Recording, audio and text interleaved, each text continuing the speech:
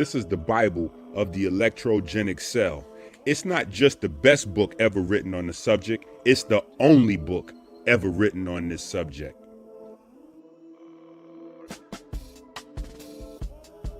Brought to you by supporters of Christ.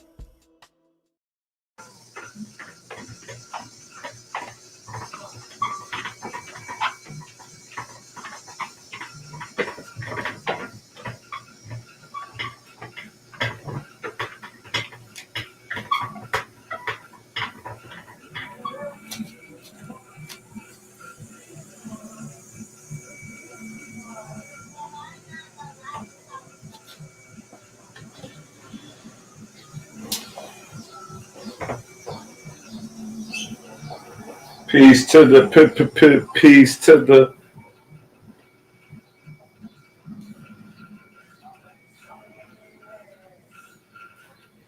Yeah. Tap in. Hit the like button so that people know we live. You know, the algorithm is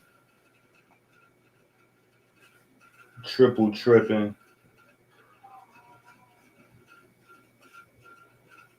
Hit the algorithm so that people know we live. Right? What is this on the screen?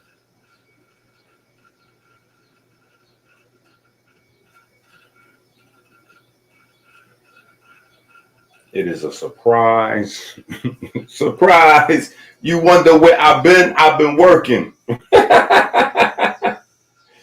Surprise. You wonder where I've been? I've been working.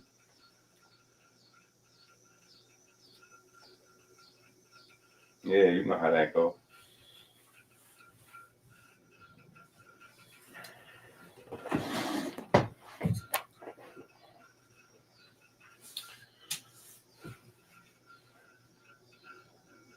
Yeah. Tap in. Tap in and then go tell everybody else. Yo, I think Inky is live.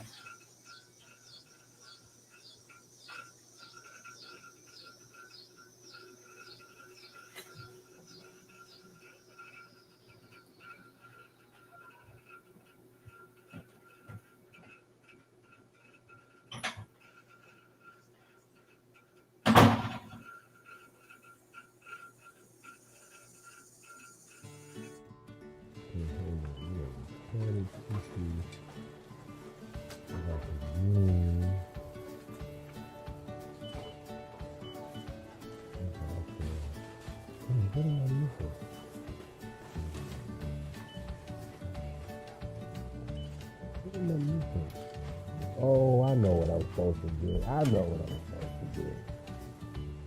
Good. Good thing I have my grocery shopping list. Don't leave home without it.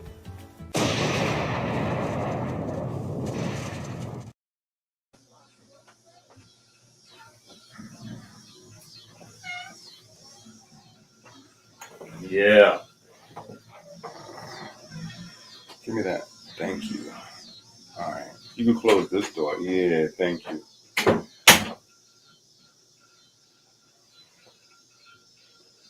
All right.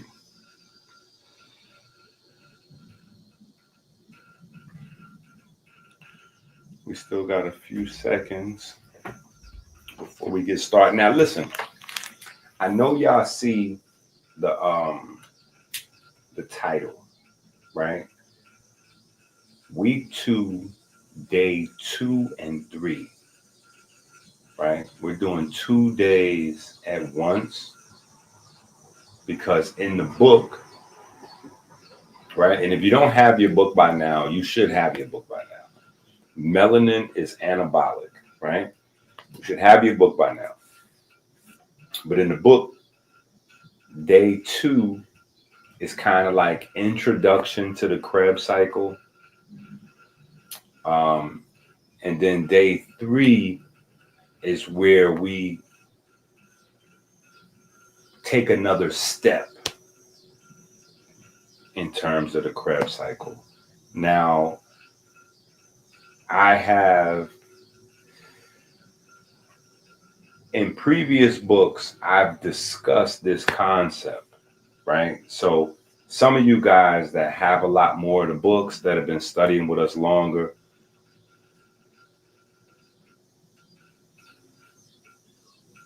today's class will answer some questions that you've probably been having that we may not have got around to, right?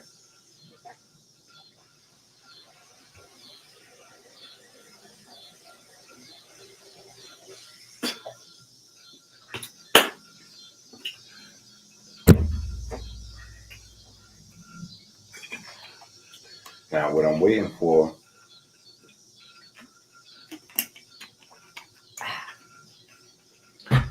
yeah, go get yours. Yeah, don't try to ask me. Go get yours. This is the bitters. You should know what that is. Best formulated bitters on earth. Um,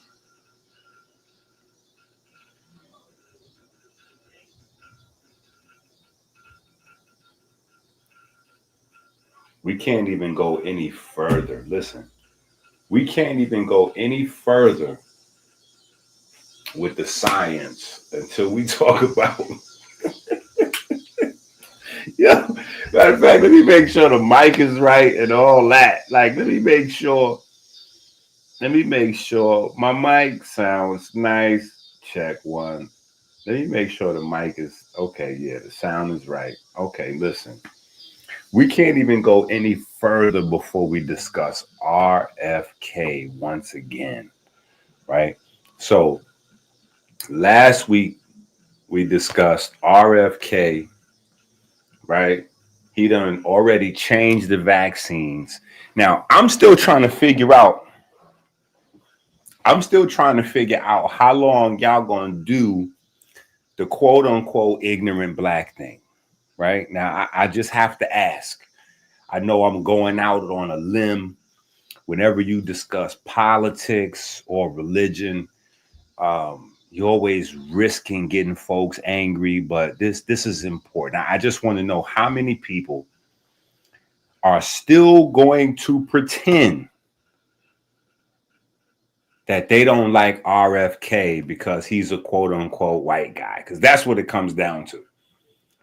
Outside of him being a white guy, everything that he's doing since he got his appointment is the things that I've been talking about, Sabi, Dr. Africa, like every quote unquote holistic leader, right? From the black community, naturopathic from the quote unquote white community, like everybody that's outside, all of the alternative medicine people, because I think that that's a part of, you know,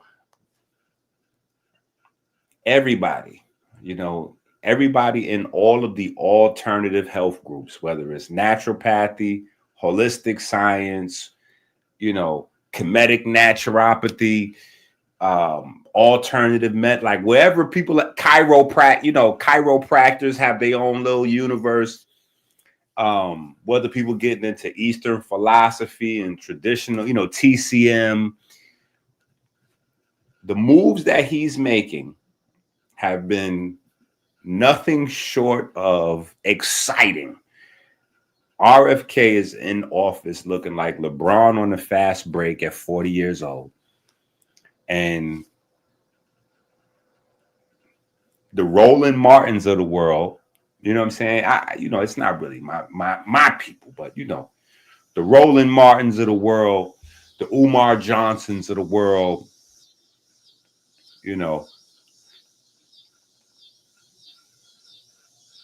I'm just saying.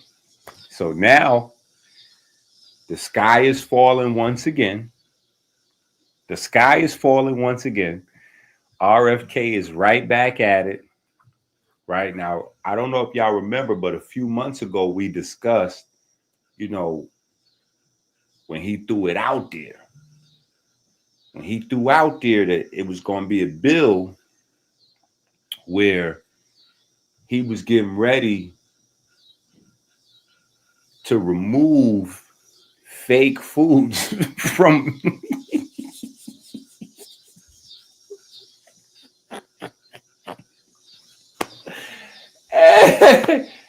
Oh my God. Listen, it's funny to me from so many levels. You know, I'm laughing from so many different levels. You know what I'm saying? Like,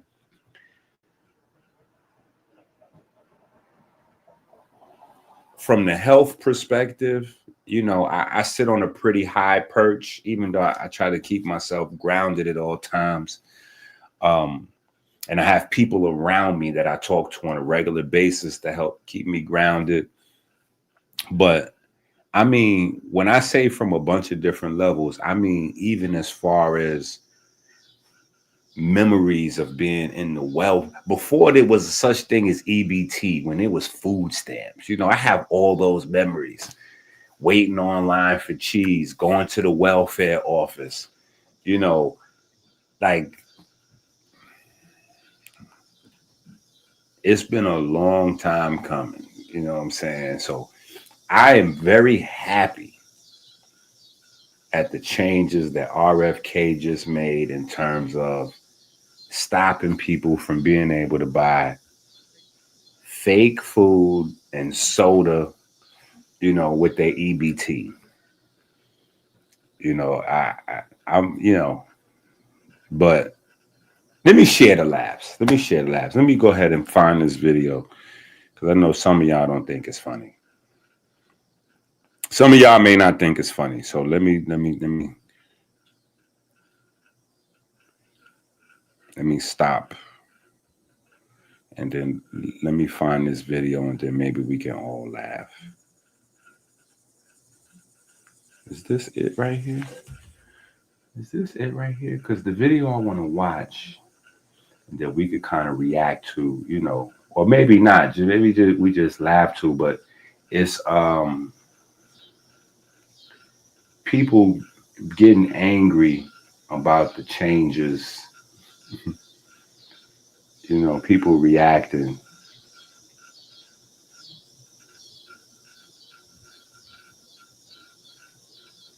About the EBT changes.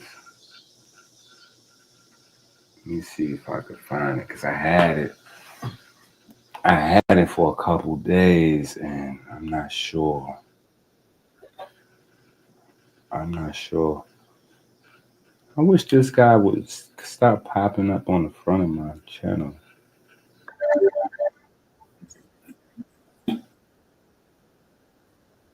Oh, here we go. Here we go. Here we go. Oh my goodness. Yo, this was wild. And listen, hey, maybe you agree that they shouldn't have passed these laws and limited people's ability to purchase whatever they wanted to purchase with EBT.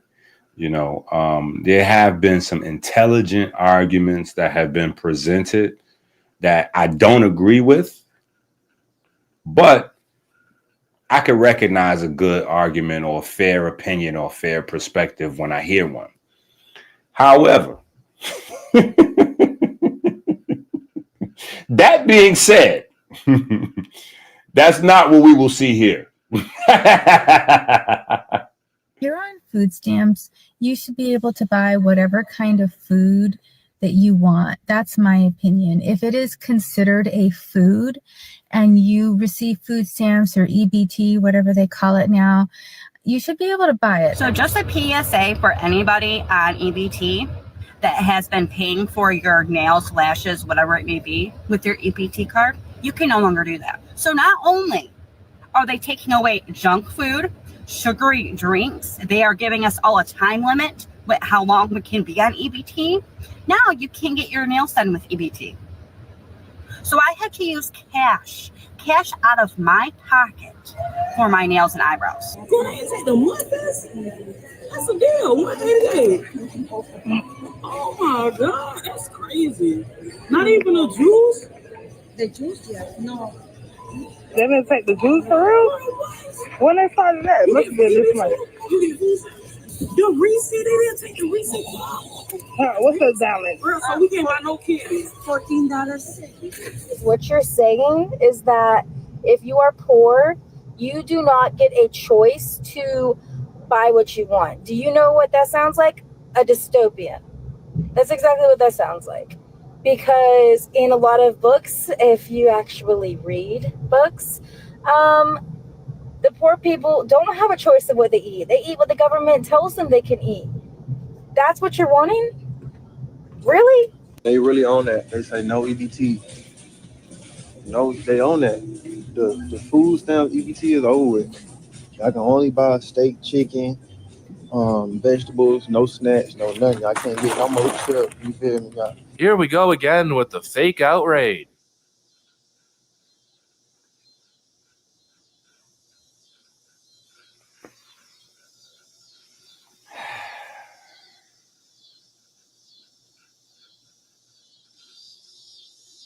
It's crazy. It is crazy. This the world we live in. And you know, listen.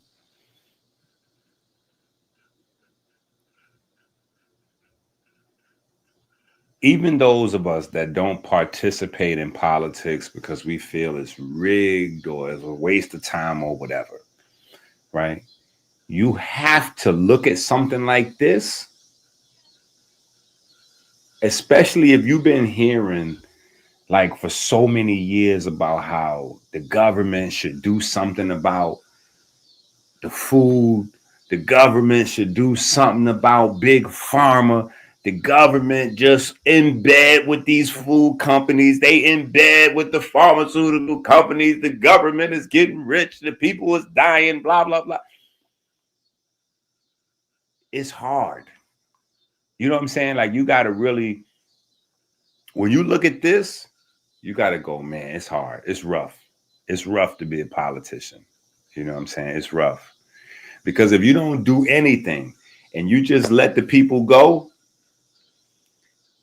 because that is freedom, right? So if you just allow people to have as much soda and malt liquor and whatever, even purchase the poison for them, you giving them the EBT to allow them to purchase the poison, whatever, do whatever you want to do, you know, then they complain and say you're not doing anything. In fact, you're a part of the problem because you're funding blah, blah, blah, blah, blah.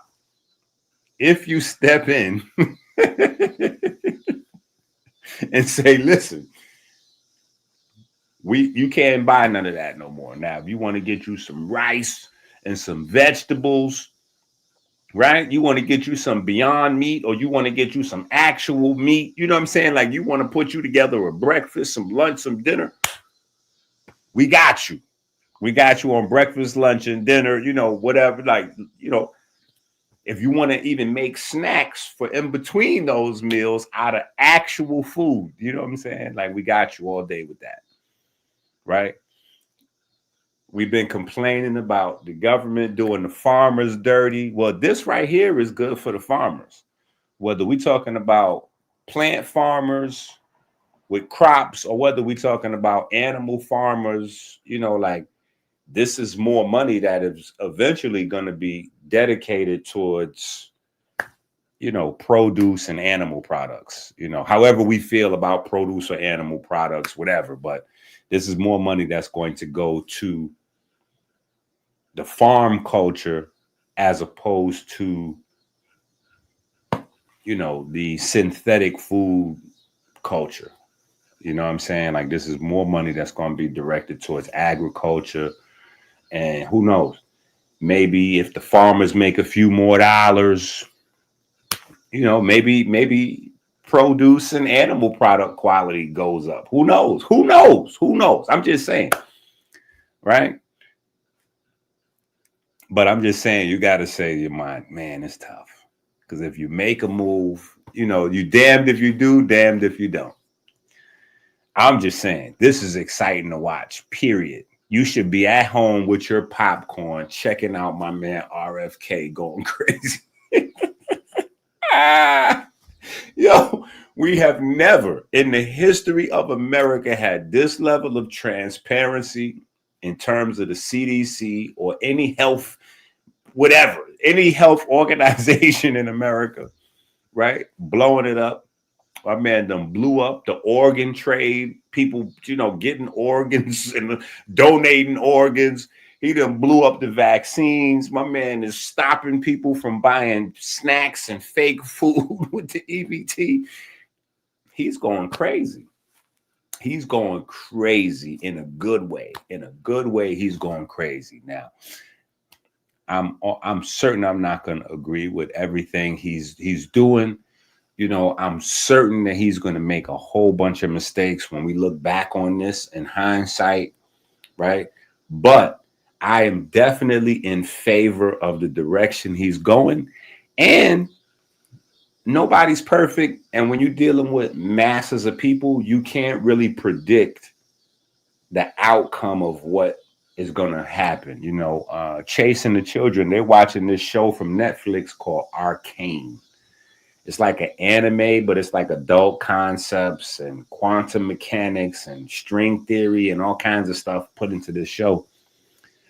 And, you know, I'm catching little pieces of it, you know what I'm saying? But I was explaining to them the underlying concept that I can pick up from the episodes I've seen is that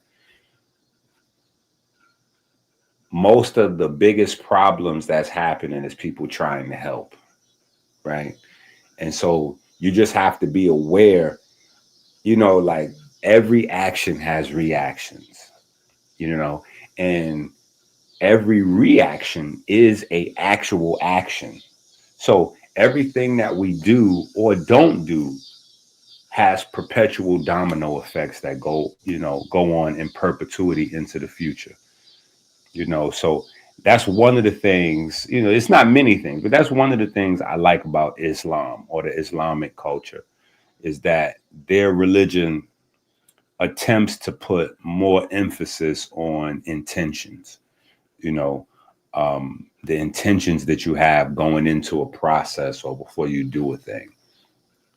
I think it's important to have those conversations. And I think, you know, RFK's intentions, you know, I mean, he's about that action.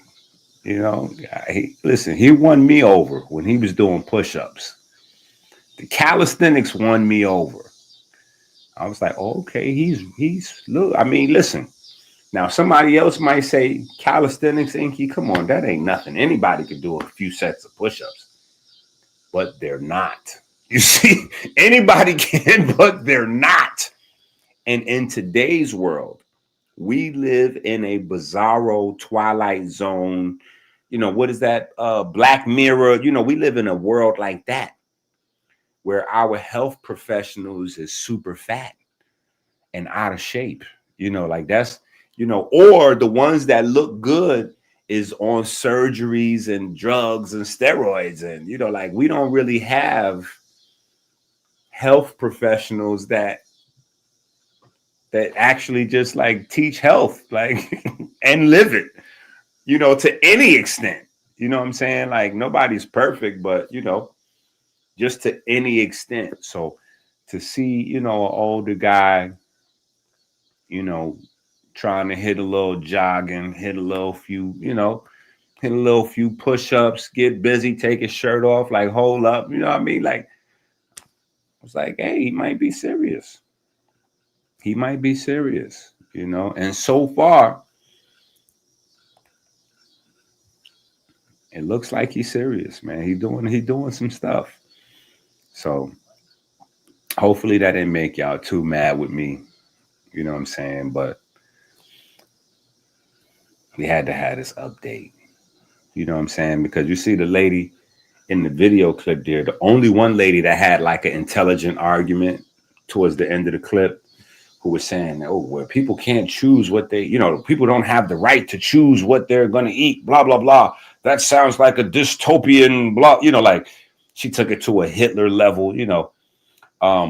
You do have the right to choose because you can still buy whatever. You just can't buy whatever with the government funds, but you can still get your cookies, cakes, sodas, whatever you want to do, right? And come on, the streets is going to have a way to, you know, so that's, you know, you can do whatever you want to do, but the government is just not gonna. As more information is uncovered, see the ripple effects of what we're doing is See, y'all don't understand. There's a ripple effect to what we're doing. I say we, I mean me and you. Me and you. There's a ripple effect, right? Like when we look at these big platforms and you see from Andrew Huberman to Jack Cruz and, you know, Diary of a CEO and all these big platforms stealing our research, right?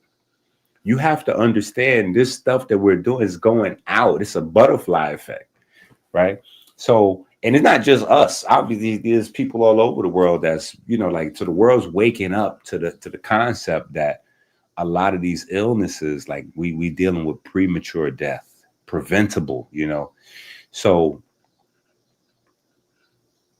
RFK may be into, you know, he might be really into health, but there's a bunch of people surrounding him that are not into health, but they do understand the concept. Like, as a politician, I don't want these deaths on me.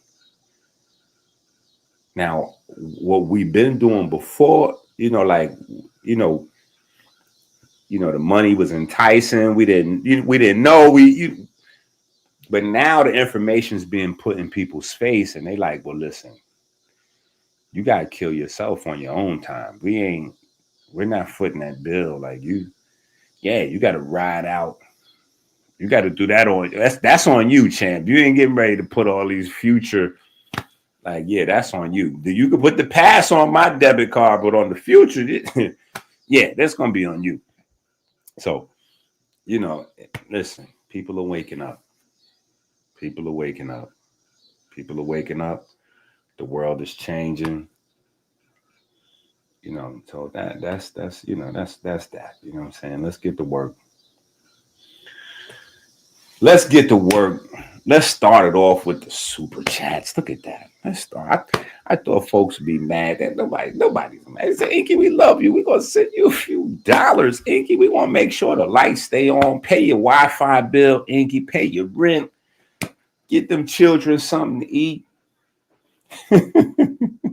Feed your dog, Inky. Your dog. You get your dog get your dog some bones, some snack. You know what I'm saying, Inky? Get you a pair. You know, your shoes. You know what I mean, Inky? You're looking like you're getting a little lean. You know what I'm saying? You might have been walking the Inky. You might have wore out your You might have done wore out your sneakers out there trying to get rid of that stomach. You know what I mean? We want you to afford another pair. You know, we gotta get you a new pair of shoes.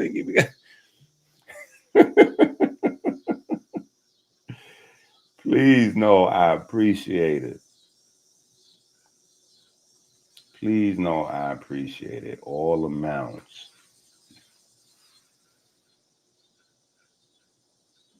All amounts. Yeah, somebody got their book. Somebody got their book. Somebody got their book. Yeah, somebody got their book. Right? Okay. So back to live action. Right? Week 2, day 2 and 3, as I was saying earlier.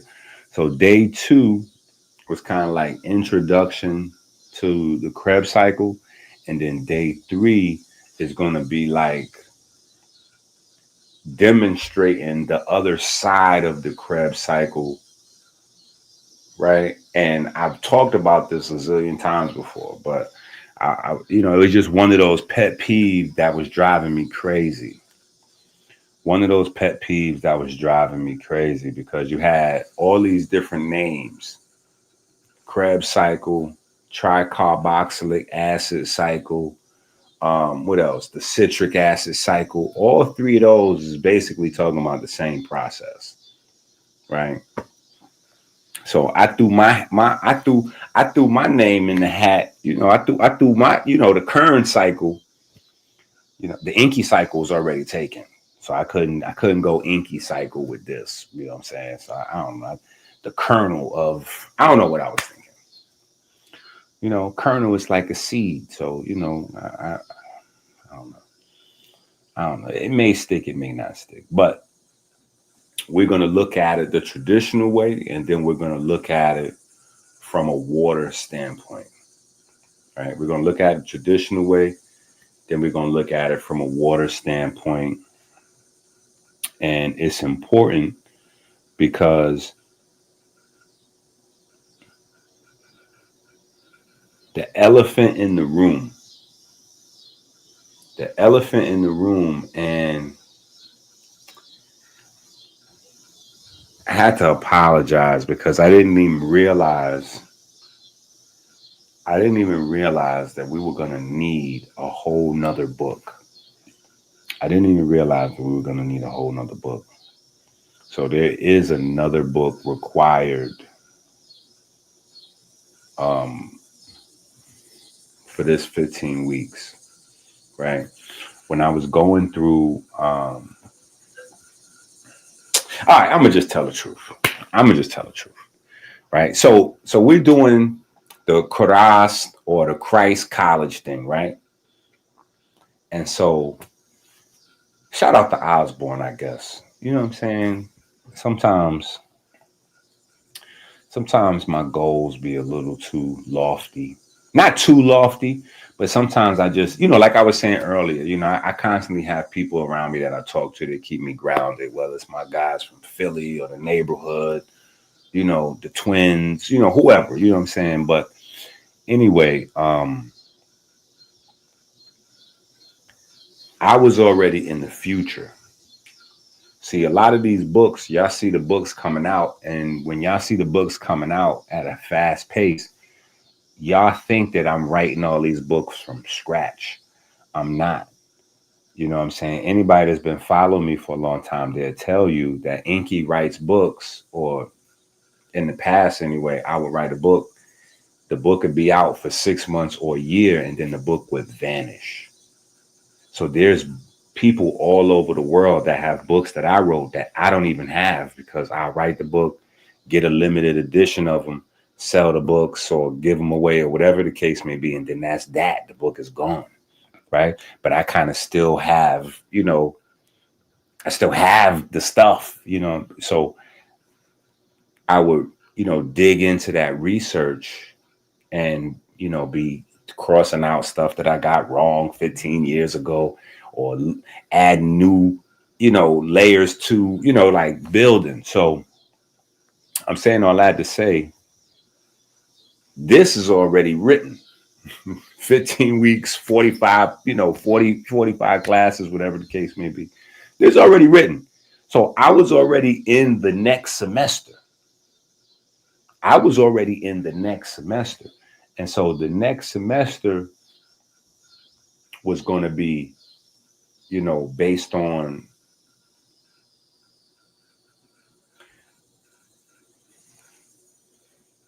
let me just say this. I'm not going to say exactly what the next semester was just yet, but I'm going to say this. The book that we releasing this week, I was actually saving for next year, or December-ish, you know what I'm saying? Or whenever we finish this up.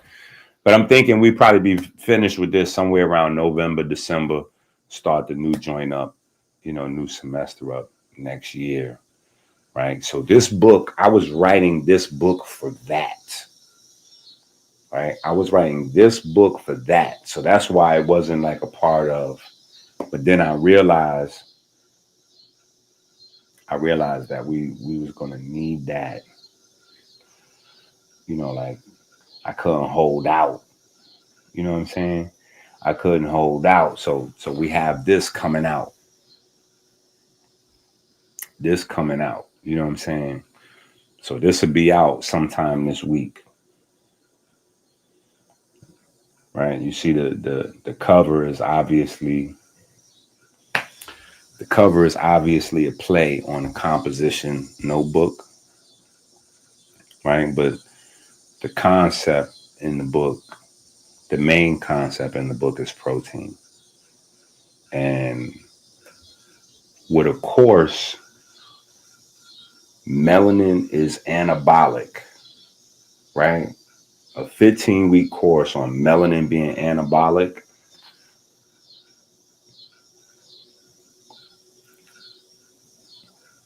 we just didn't go. Yeah, there's just some unanswered questions. There's some unanswered questions, surrounding protein. You know what I'm saying? Like, that's a big, even though in my mind I feel like I addressed it thoroughly a bunch of times, but it is what it is, right?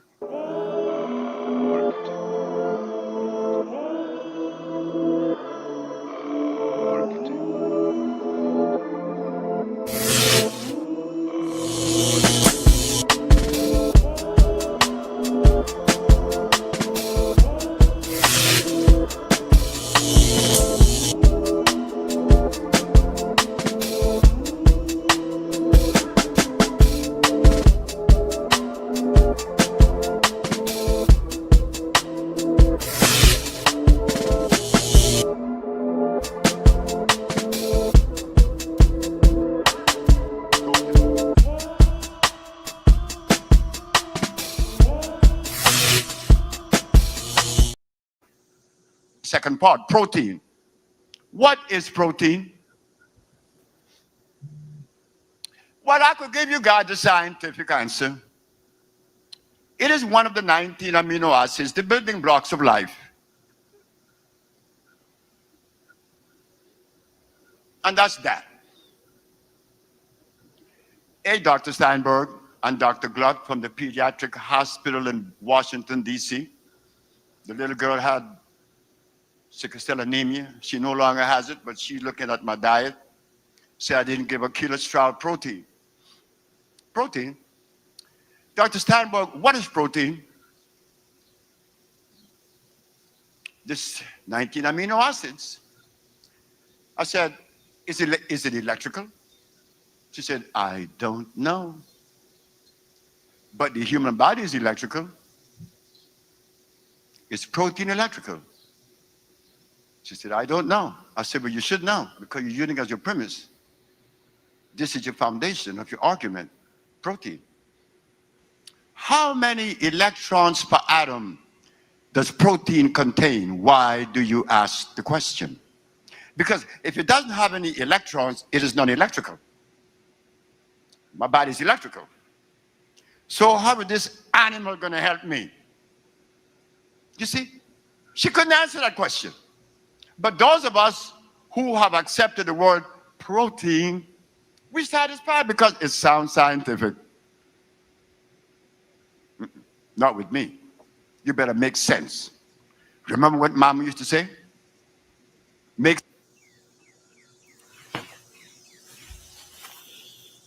Listen,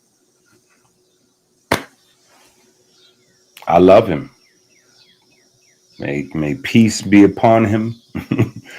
May peace and blessings be upon his soul forever and ever. But he was, he was strong and wrong when it came to this. And unfortunately, we have people on the extreme end that still practice these ideas. And then we have people on the other extreme end that are equally as ignorant. So you have people on the plant-based side that are totally ignorant of what they're saying because they're still holding up these ideas that are not only 50 or 60 years old, but they're just incorrect. But then on the other side, we have people who are over flooding their body with protein, don't understand what protein is, how it works, and protein is hurting them because they're watching people on the internet who look amazing, but they look amazing because they're using drugs and surgeries, not because they've studied biochemistry for any length of time and actually know from a scientific standpoint what it is that they're talking about, right? So even in the really fit community, there's a lot of misconceptions about protein, what it is, how it works. Like, And when I tell you it's crazy, right? And then on the flip side, we still have folks that are trying to, and listen, my heart goes out to them, but they trying to hold it down, keep it real. They trying to keep it real, You trying to keep it real in 2025, talking about protein is imaginary. Yo, you look like them dudes that's still wearing 3X white t-shirts. Like like you just look like you a few decades out of sync. Like you just look like you stuck in time in a bad space. Like you was using a time machine and your joint conked out. You don't know how to fix it. Like so yeah, there's a space where the whole burn fat, burn sugar, and all of those concepts, they still have strength. They still have, they're still doing laps around the world because the idea of the body being electric is largely incomplete. And, the people who have promoted themselves on large platforms into the world as continuing on the legacy of Dr. Sebi, they're only interested in continuing the legacy in terms of getting to that bag, selling the products or whatever the case may be. They're not really interested in the actual continual research and refinement of the understanding of the body, right? That is what we do, right? That is what we do. So, yeah, we really just had to we had to put like 60,000 words on it. Yeah, we had to take, we're going to talk about, protein and muscle, and, we can't have an anabolic or androgenic conversation without that. But there are some things that just nobody in the world really understands about protein that we have to we have to. So I don't want people to think, that we beating up on the old man, right? Or that this is like a really expensive notebook, right? Because people will look at that and be like, I'm not buying no $50 notebook. Like it's not a notebook. That's just the cover. Yeah, that's just the cover. You know what I'm saying? That's just the cover. We be stylish with the cover. You know what I'm saying? That's just the drip. That's just the driptuation. You know what I'm saying? That's just the play on words. That's just the entendre, right? That's all that is. That's just the entendre, right? Composition, right? Protein composition.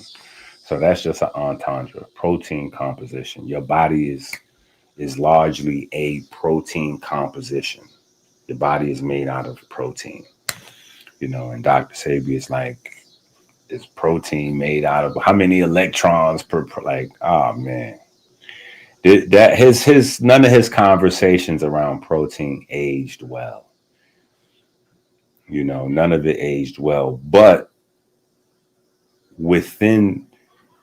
unfortunately, within the Black community, because we don't read,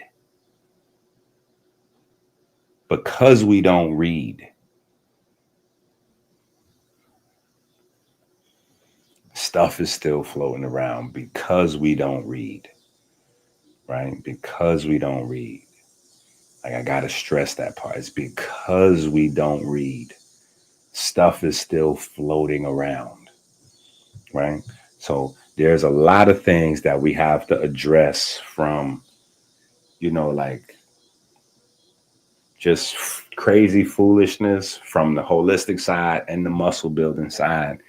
And then there's some advanced stuff that we're going to share with the world to totally upgrade, people's perspective. And the conversation has to start today.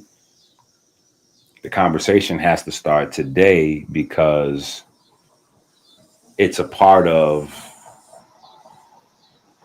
the Krebs cycle. It's a part of the citric acid cycle. It's a part of the tricarboxylic acid cycle.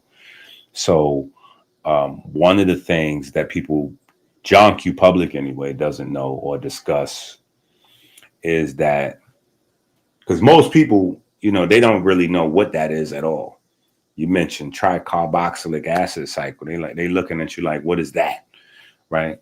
But the people who do know what that is, they might mention, oh, that's mitochondria, or, you know, that's how you turn your food into energy.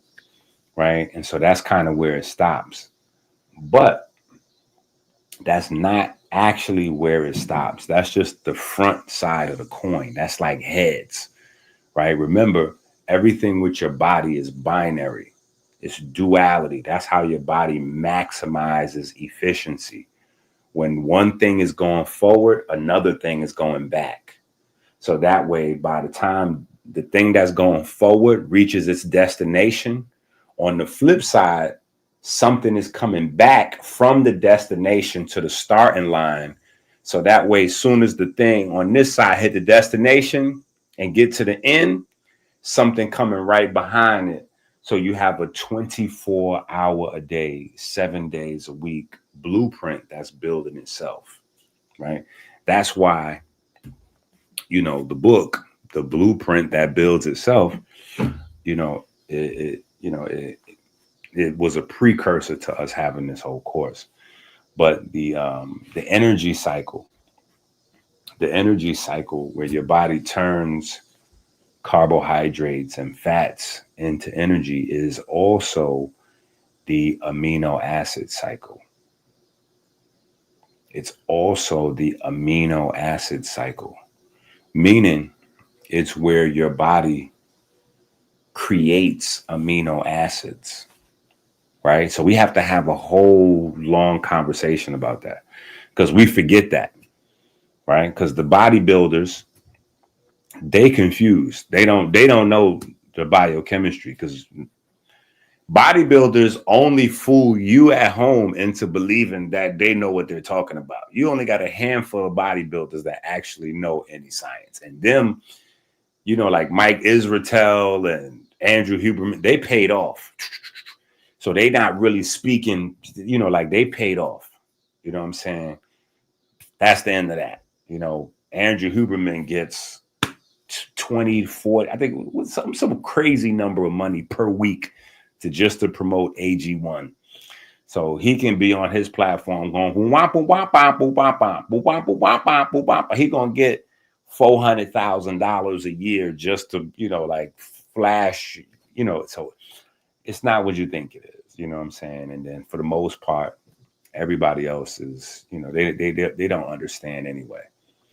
And then on the flip side, you know, we got Sebi and all of the people that have used Dr. Sebi's success in healing people as an excuse to stay ignorant,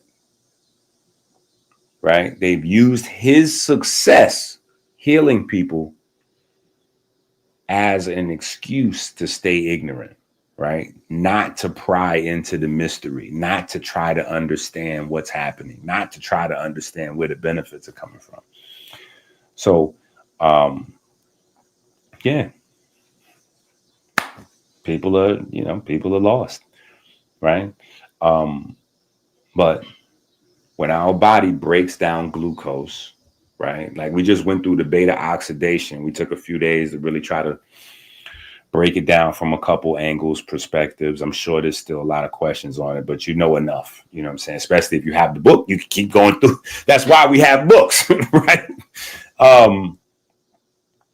And then, you know, feel free to get a tutoring session. Like we can go through, you know, one-on-one, we can go through a lesson or two, whatever the case may be, right? And then we got the video. You can watch the video, you know. But beta oxidation prepares fats to enter into the Krebs cycle, right? The tricarboxylic acid. So carbohydrates and fats are going into the tricarboxylic acid cycle to be converted into electricity, right? You get your electricity to power the electron transport chain from breaking down carbohydrates or fats. Now, when your body runs through its supply of carbohydrates and fats, and you put the proverbial back against the wall, your body can break down muscle tissue and turn proteins back into amino acids and turn those amino acids into sugars to get energy via the tricarboxylic acid cycle, right? Now, the thing is, all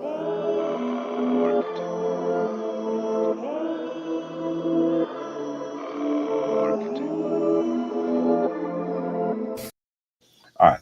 So the thing is, though, like I said, when we are breaking down carbohydrates, when we are breaking down fats, we are also creating amino acids, right? So we have to get this, we got to get a good understanding, or at least a rough understanding of the tricarboxylic acid cycle, because it's very important, not to just our body's ability to produce electricity, but to produce the things that utilize electricity, right?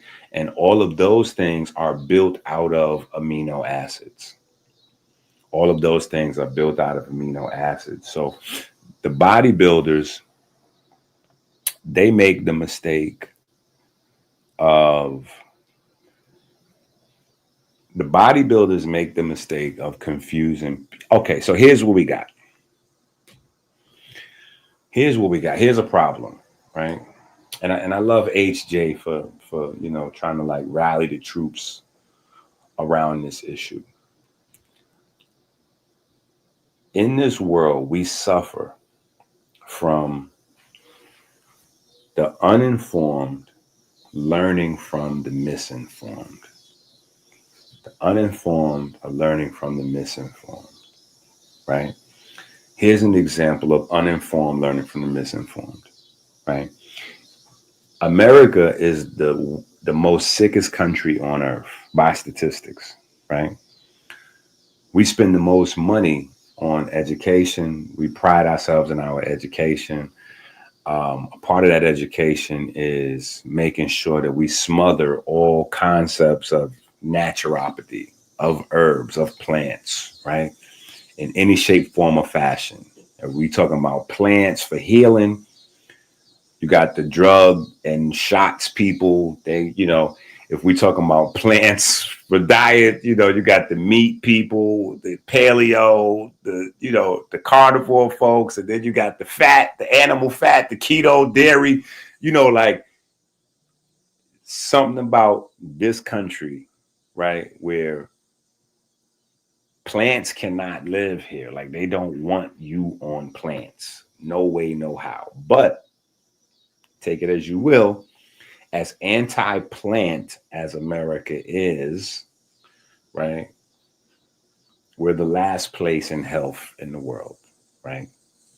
Uninformed, learning from the misinformed. Now, the misinformed are primarily the people who have the credentials, right? We're very credential heavy here. And having the sickest country in the world, we shouldn't be proud of credentials the way we are in the health space. We should be ashamed.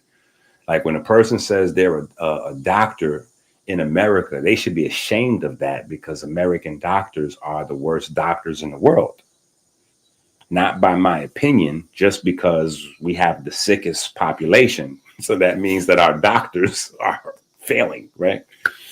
Our institutions that are educating our doctors are educating them with a failing paradigm, right?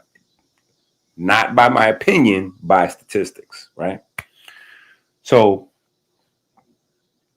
I'm just saying we have a problem with the credentials garnering the respect that's not deserved, right? Because the credentials is supposed to represent a level of education that helps the people, right? but it doesn't. It just garners a certain level of respect because the person that has the credential, because they have the credential, they earn a certain amount of money and live a certain type of lifestyle. So we're living in the illusory lust kind of world where we lust after lifestyle. So a doctor is respected in our society because doctors drive expensive cars. Doctors have big houses, not because doctors are healing people and snatching people from the jaws of death, giving them their life back. That's not, so my point is the way the textbooks are created, right? There's a fundamental flaw. And, I'm not going to spend up the whole time today discussing it, but because we'll discuss it in future classes where it's more relevant. But there's a fundamental flaw in the concept of amino acids and the whole, for the people way in the back, right? Proteins are made out of amino acids. I just want to say that because I know somebody might be, I just want to say that. Proteins are made out of amino acids, right? Just so we on, we have some footing, right? And then amino acids are made out of like ammonia precursors mixed with carboxylic acids, right? Carboxylic acids, right? So, you have the famous carbon, oxygen, hydrogen gang on one side, not necessarily the way you'd have water or whatever, but still the same crew. And then on the other side, you have nitrogen and hydrogen, right? NH2, I believe. NH3 is ammonia. So NH2 is like a precursor to ammonia, right? And when those carbon groups come together with those amine groups, you have amino acids, right? And then their arrangements and what they attach to and functional group, and then it can get crazy, much crazier than my mind is. There's people that knows that universe way better than me. You know what I'm saying? But I know enough to be dangerous with what I need to know, right? But yeah, so COOH groups and ammonia precursors come together, make amino acids. Amino acids come together, make proteins. Proteins come together and make me and you. Right?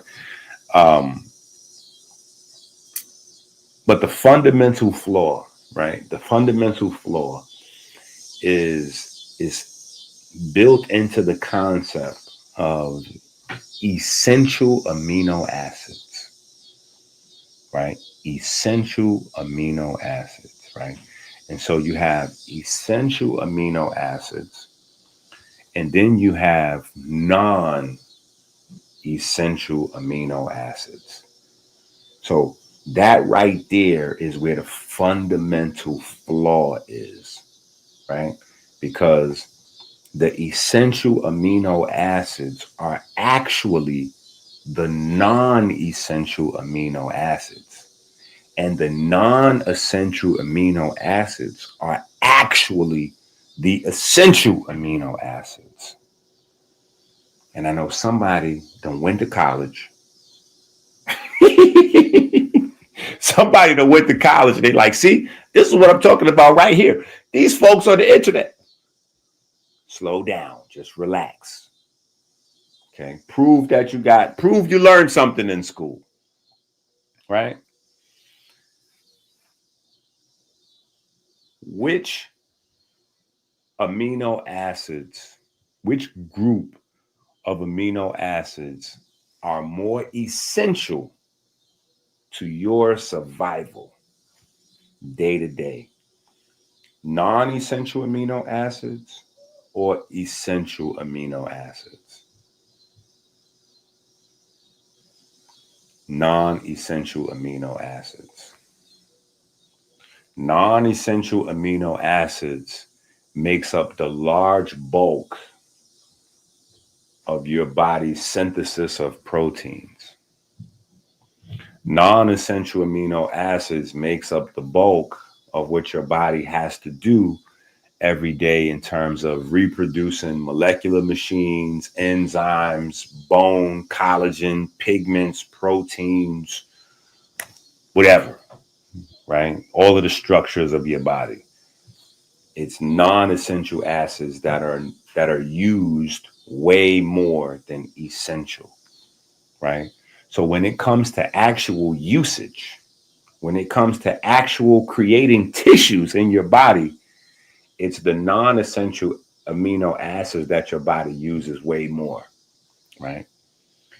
But the terms essential versus non-essential creates the wrong idea in people's mind, right?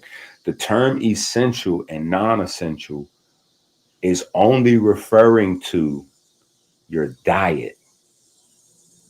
It only refers to your diet. So yes, the essential amino acids is the important ones to focus on when you're putting together your diet, right? Because your body cannot synthesize them on its own, right?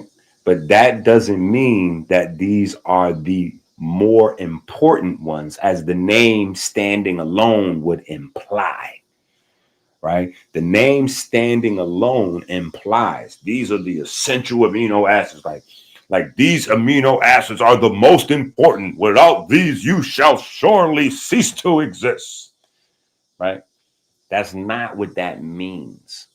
So it's a fundamental flaw in the way it was created, those names, because it gives the impression that this group of amino acids is not that important, and that this group of amino acids is way more important. So now, based on your own conditioning, you might assume that the essential amino acids are used more by the body, right? Or that they're exclusively, because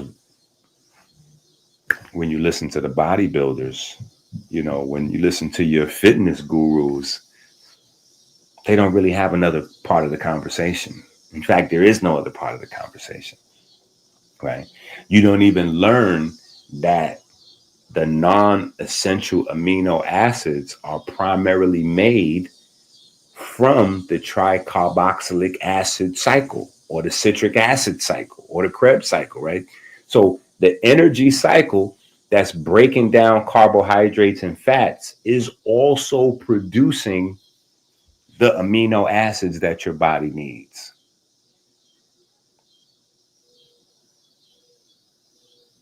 Mind blowing. Mind blowing. Mind blowing. Game changer. Game changer. Right?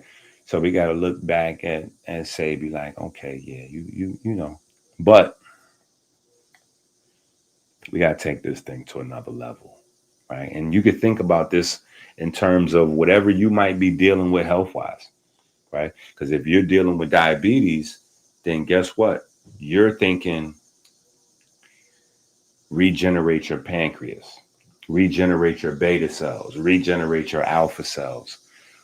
Well, you can't regenerate cells or tissues without protein synthesis, right? If you're dealing with heart issues or cardiovascular issues, can't get a stronger heart without protein synthesis, right? The heart is made out of muscle tissue, right? Or if circulatory issues, right? Vessels, you've got to get your fat metabolism up, calcium metabolism going in the right direction again. So you got to add in the vitamin K, and you got to remember, wait a minute, my blood vessels are also muscles. Yeah, my blood vessels are also muscles.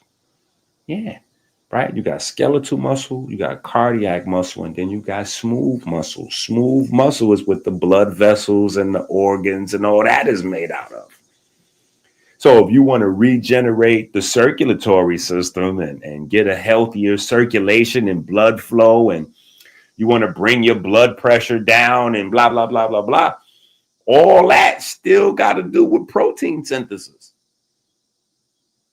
Yeah. All that has to do with protein synthesis. And then somebody smart from the back, well, the brain is mostly fat, right? Yeah, but the fats from the brain got to be metabolized by the liver, and the liver is mostly muscles, right? So you don't get around this muscle thing, right? Even if we talk about the lungs primarily rely on the diaphragm. The diaphragm is like a weird pancake kind of muscle, like it's right. So there's a conversation where you get into muscle building for the purpose of winning the trophy, getting a girlfriend, or selling protein powder on the internet. But there's another conversation which is more important for us, for me, right? Which is the longevity thing, right? It's the process of understanding how our body breaks down cells every day, recycles those cells, and builds new ones, right? That's the longevity thing, right? To be on the right side of that, to be on the right side of the rebuilding cells and regenerating tissues, because that's how you regenerate and rebuild and restructure processes, right? That's how you do that, right? If a process in your body breaks down because the structures that regulate that process are decaying faster than they should be, or they're being rebuilt slower than they should be, the only way to fix that process is to regenerate those structures, right? A long time ago, I want to say 15 years ago, I had to start making this a popular conversation within the herbal, the holistic circles, because people were, Dr. Sebi was having that Michael Jordan. I always refer back to this because it was a cold commercial. Michael Jordan did the commercial, and he was like, maybe it's my fault. Maybe I made you believe that I could hit every game winner. Maybe I made you believe that I could, Dr. Sebi did that to folks. You know what I'm saying? Maybe it's my fault. Maybe I made you believe that you could just get AIDS or cancer or diabetes, and you could just take herbs for 2-3 days, and then bam, you straight.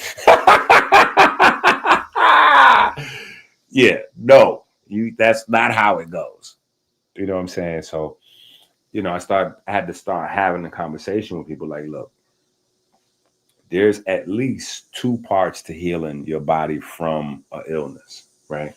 A, which is the most pressing issue, is like stopping the illness, right? So if it's a cold, an infection, diabetes, like whatever the illness is, the big problem up front is stopping the disease, stopping that process from continuing, right? But just stopping the process doesn't mean a person is back to 100%, right? If a person has diabetes and diabetes is ripping through their body a year, 5 years, 10 years, right? Even if you're able to stop the diabetes dead in its tracks, right? Boom. Person's A1C is under control. They can eat, within reason. They're exercising, they're doing their thing. You still have to deal with the other part, which is now you have a bunch of damaged tissues, organs, glands, bones, and systems now from the time that you had diabetes or whatever it was you was dealing with, right? And those things may not align. Having an illness for 6 months, you may not have 6 months worth of damage to fix. You may have 6 years worth of damage to fix. You know, like the new quarantine thing they got going on in China right now, with people saying this could be a new pandemic, right? They got a new quarantine in China because there's a virus floating around that gives you body cramps for life.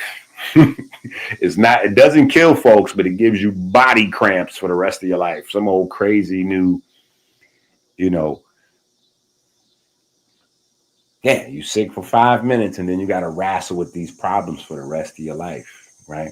Or at least a lot longer than than the initial infection or illness or symptoms, because of the damage to the physical body and its symptoms. So there's two parts. You got to deal with stopping the disease process, and then you got to get to work on repairing whatever's been damaged, right? And so that can't really happen without understanding how the body builds structures, right? We can't really have a real conversation about healing without understanding how the body builds structures. And, thanks to maybe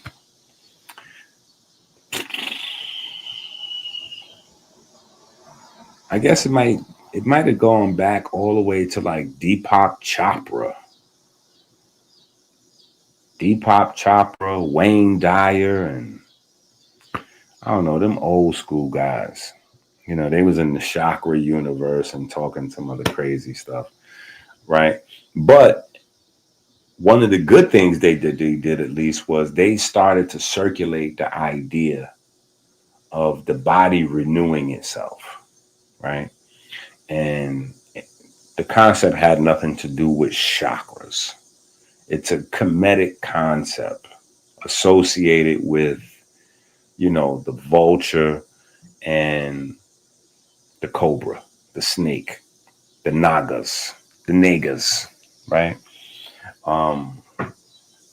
Because snakes, they renew their bodies, and so we do the same thing.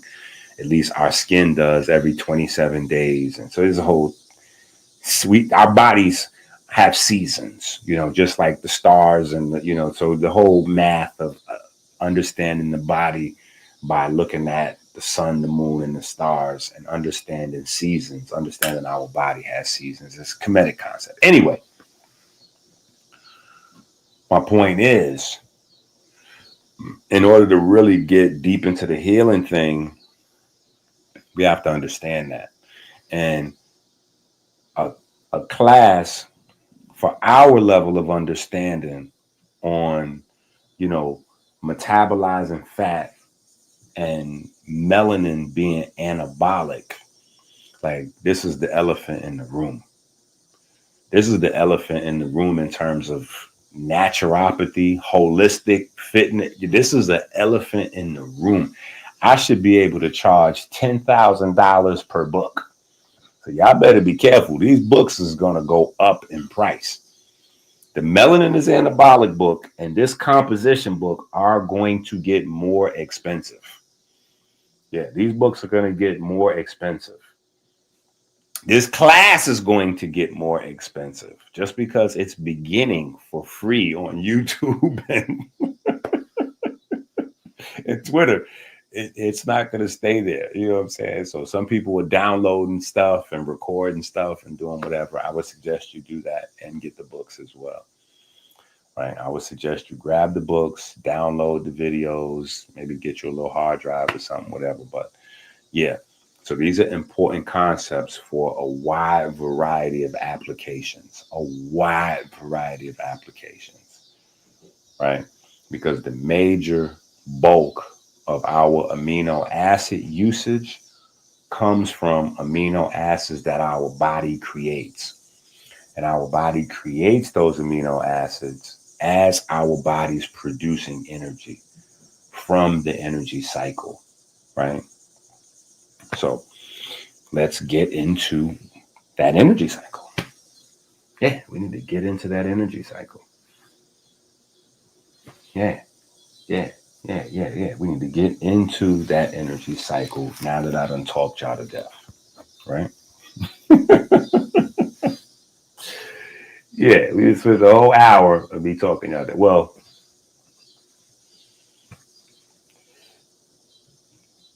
the people angry about not being able to buy soda and cookies was looking crazy. You gotta admit, especially the white lady at the end, and she tried to be intelligent with it. Well, this is like a dystopia, blah blah blah. You could see she's got a.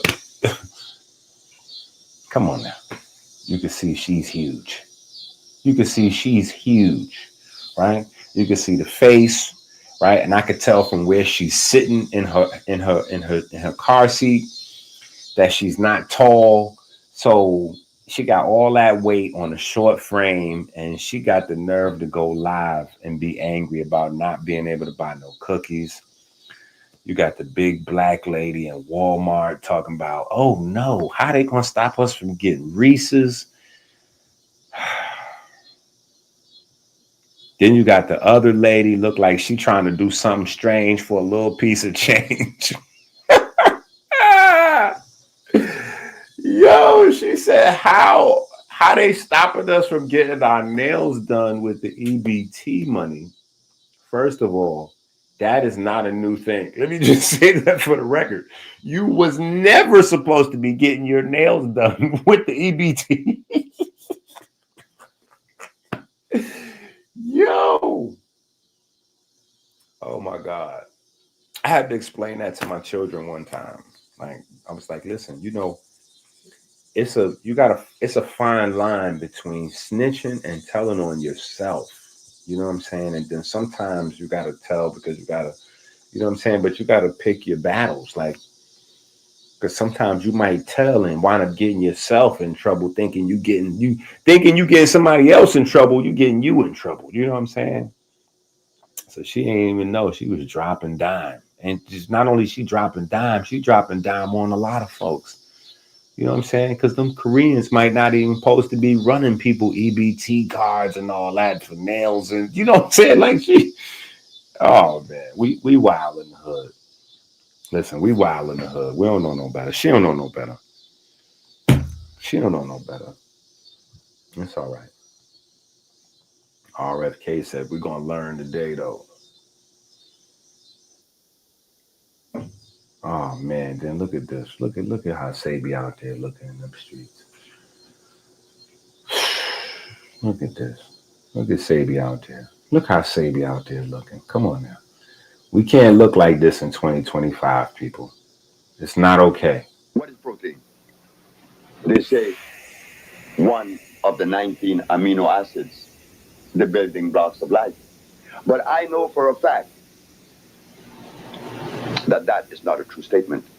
Because protein, if it was the building block of life, what happened to the gorilla that lives 180 years without eating anything that contains protein? Unless they're going to say that the plants contain protein too. They're always saying things. And because we have no laboratories to investigate those things, then we have to swallow it hook, line, and sinker.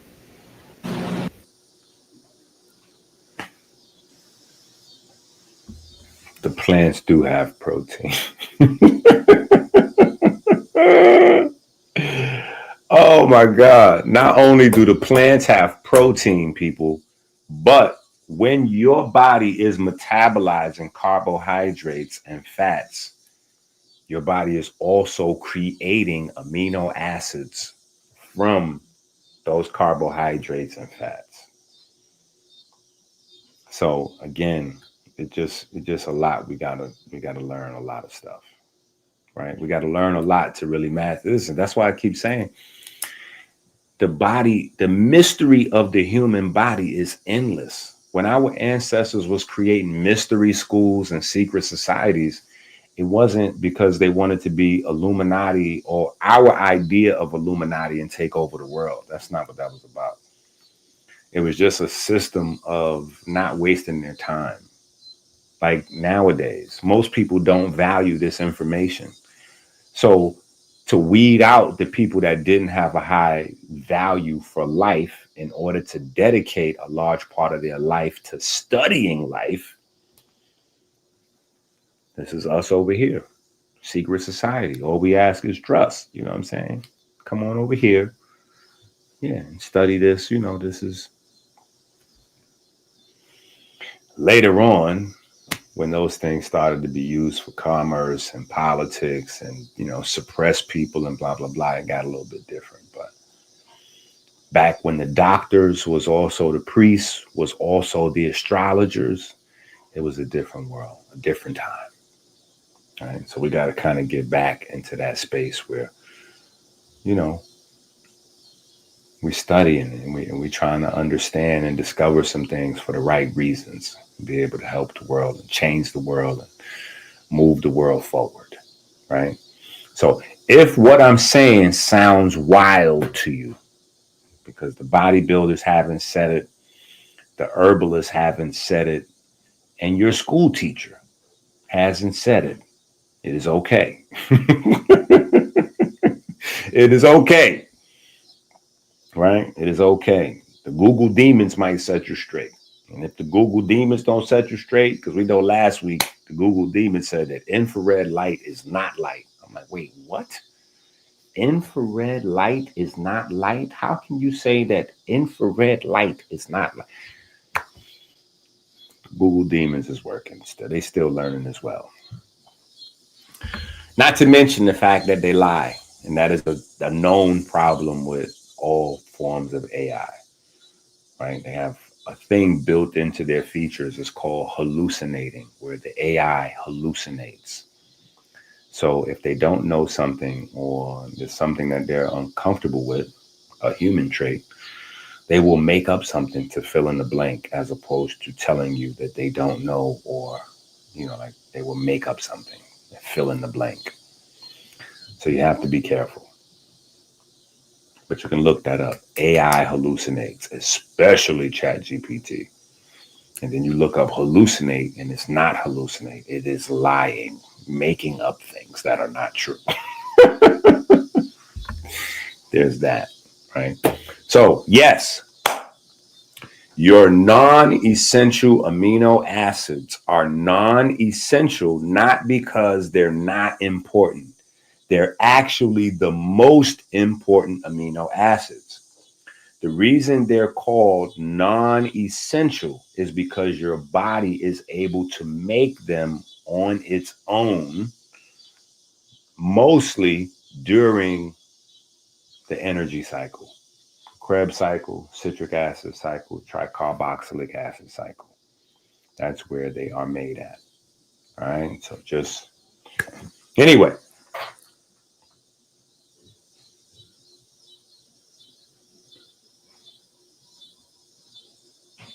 Okay. Okay. London is in the building. London is in the building. Shout out to London. Shout out to London. Right? So we got our book today. See, that's why sometimes I got to be at different times. Right? Because, you know, early in the morning is good for some folks, afternoon for some folks, late night for some folks. You know what I'm saying? So give people an opportunity to tap into a live stream at different times around the world. You know, we've been blessed to have some folks everywhere, from Australia to France, Japan, Ireland, London folks tapping in, Germany, Brazil. I don't know, it's been a long time since I looked at my analytics, but people watch from all over the place. People watch from all over the place, so it's dope. And then now we got Saint HJ. You know what I'm saying? We got Saint HJ that puts his cloak around us every so often and runs up the numbers. Yeah, he'll blast it out to his bazillion followers in Hotepistan, and we'll get some crazy numbers. 500 people, 1,000 people, 1,400 people in the live stream. Last week we had 1,400 people. Yeah, I almost got infected by live streamitis. Live streamitis infects many people.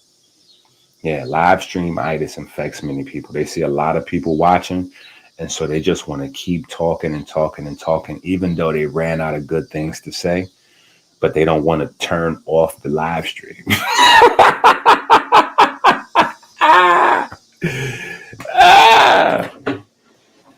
Yeah, so they just keep the live stream going.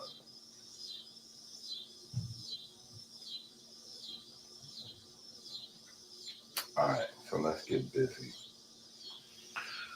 Let's get busy with the get busy. All right, where we at? Week 2.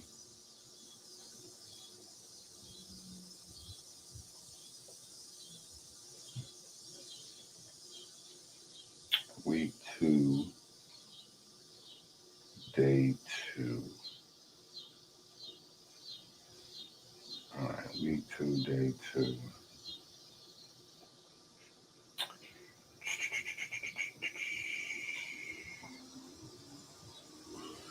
All right, so week 2, day 2, carbohydrates enter the cell, right? Beta oxidation. We get to acetyl-CoA,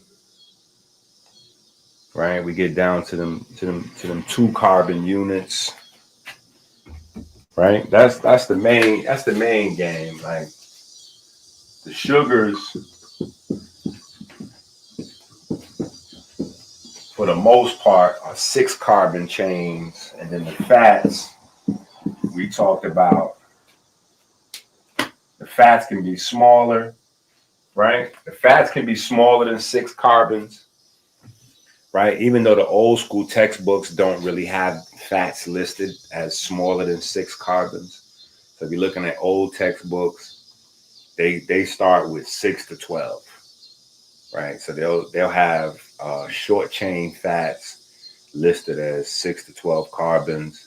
And then they'll have long chain fats listed as 13 to 20, and then very long, 20 plus carbons.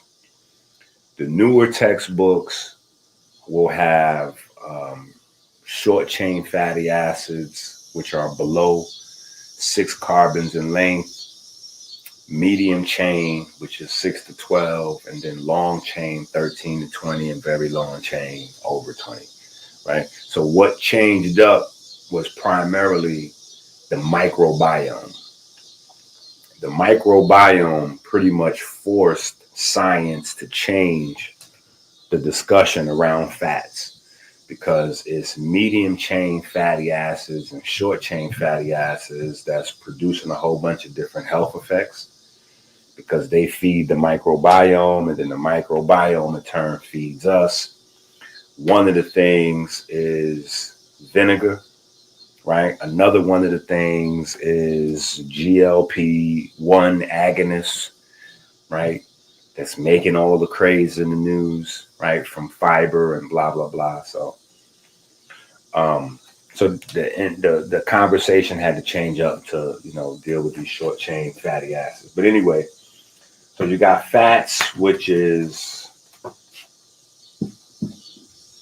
any number of, but we still kind of go 6 to 20 plus, even though just for your own, that there are short chain fatty acids below 6 carbons in length, right?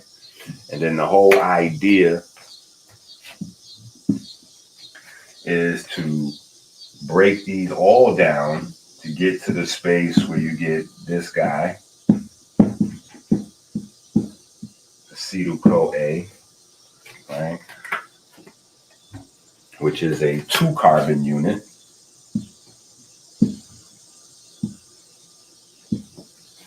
Right? Acetyl-CoA, star of the show, right?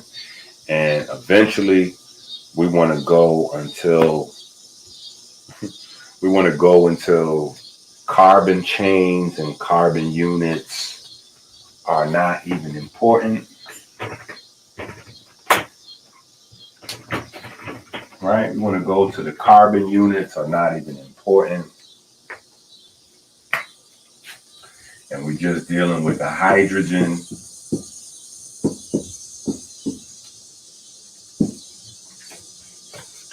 Right? Which is the star of the show. Hydrogen is the star of the show when it comes to energy. Right? Because of this magical relationship. Proton,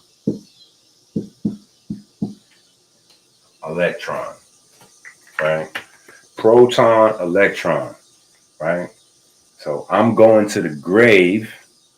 I'm going to the grave with the idea that hydrogen may not actually be an atom, right? So if in 50 years or 100 years, I'm no longer alive and somebody, that somehow becomes like established science, just know they got to attribute that to us.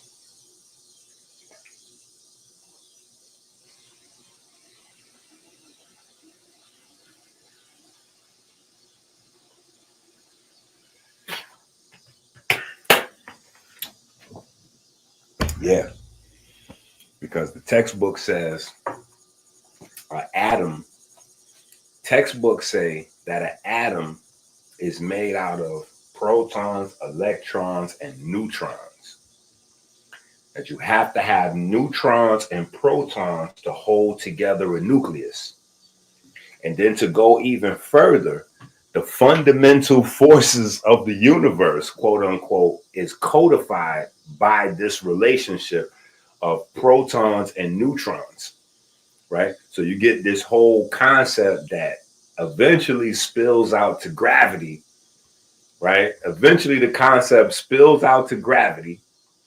And for me, I'm still stuck right here. Like, hold on. All that's beautiful. But hydrogen is the root of the periodic table. All atoms are based on hydrogen. And hydrogen does not have a nucleus. It does not have neutrons. It's just a proton and an electron. Right? And again, whenever I bring that up, the well-trained folks in the room, they always go, yeah, but you got deuterium, tritium, and blah, blah, blah, blah, blah. I'm like, but that's not hydrogen, right? So life doesn't even work without this anomaly.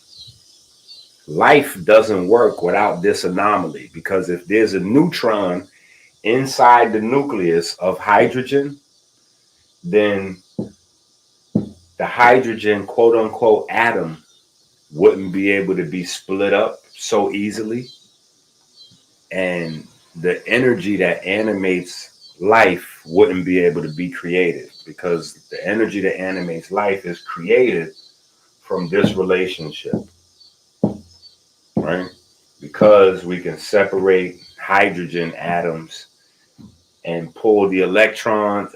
Actually, we don't separate. They do it by themselves because hydrogen readily shares its protons and electrons, right? We have all of nature. All of nature comes just from this relationship. Just the two of us building castles in the sky. Just the two of them, right? Just the two of them. The whole concept of redox, right?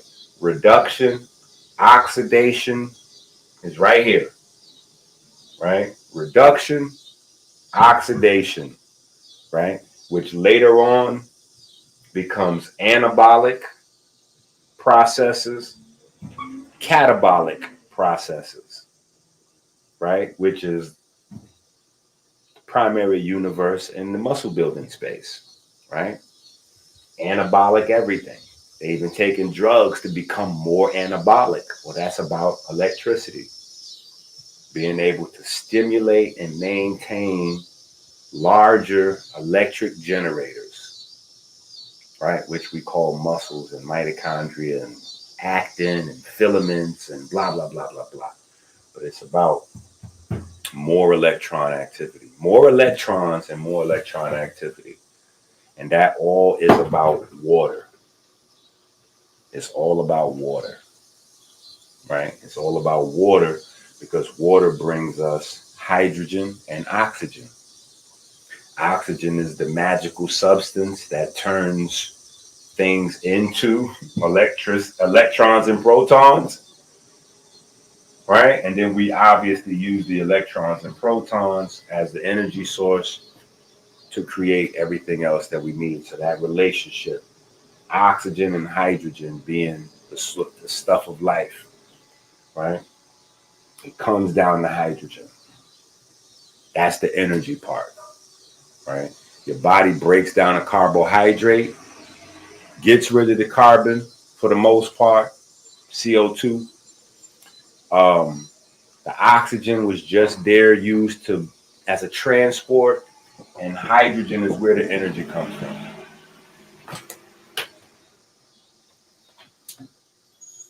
They are trolling. They are trolling. What time is it? It's almost 9 o'clock and the garbage trucks is just coming around to do their thing. But that's because we had the wild rain, thunderstorm, crazy. You know, we had the wild Michigan weather earlier. All right. So anyway, hydrogen. This is the energy guy, right? This is the energy guy. This is Atum, right? This is Atum right here, right? All right. So glucose enters the cell via insulin-sensitive transporters. Particularly, those are going to be GLUT, G-L-U-T molecules, GLUT molecules. Hold on for a second. They trolling. They are certified trolling.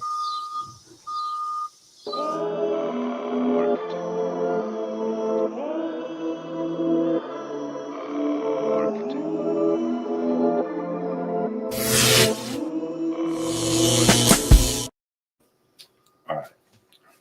Hopefully that's better with the sound, right? Yeah, hopefully that's better with the sound. All right, so GLUT molecules charged up with, magnesium is going to help glucose get in the cell. The cell is going to go through glycolysis. Glycolysis is going to create pyruvate, right? Pyruvate is going to enter the mitochondria and be converted to acetyl-CoA, right?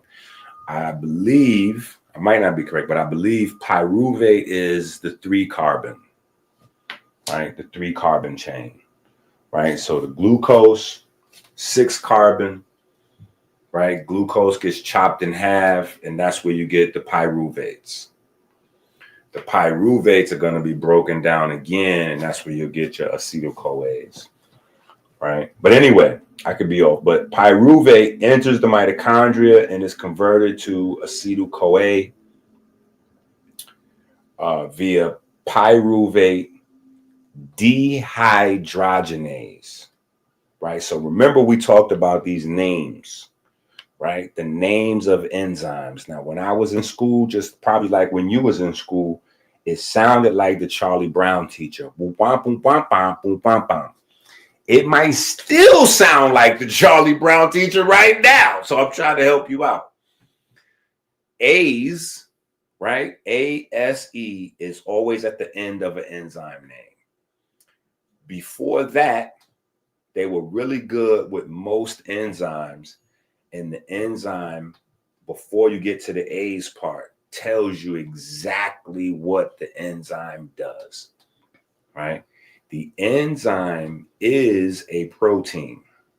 Just so you understand the importance of proteins, just on the backside of the argument. I'm gonna be pointing this out every so often so that way we can understand You know, because I guess, you know, I understand we need this. A lot of people believe that protein is for muscles. And if you're not trying to get to be like a bodybuilder, then you don't need protein. And so that's where the Dr. Sebi conversation kind of evolved to. It's like, oh, I get it.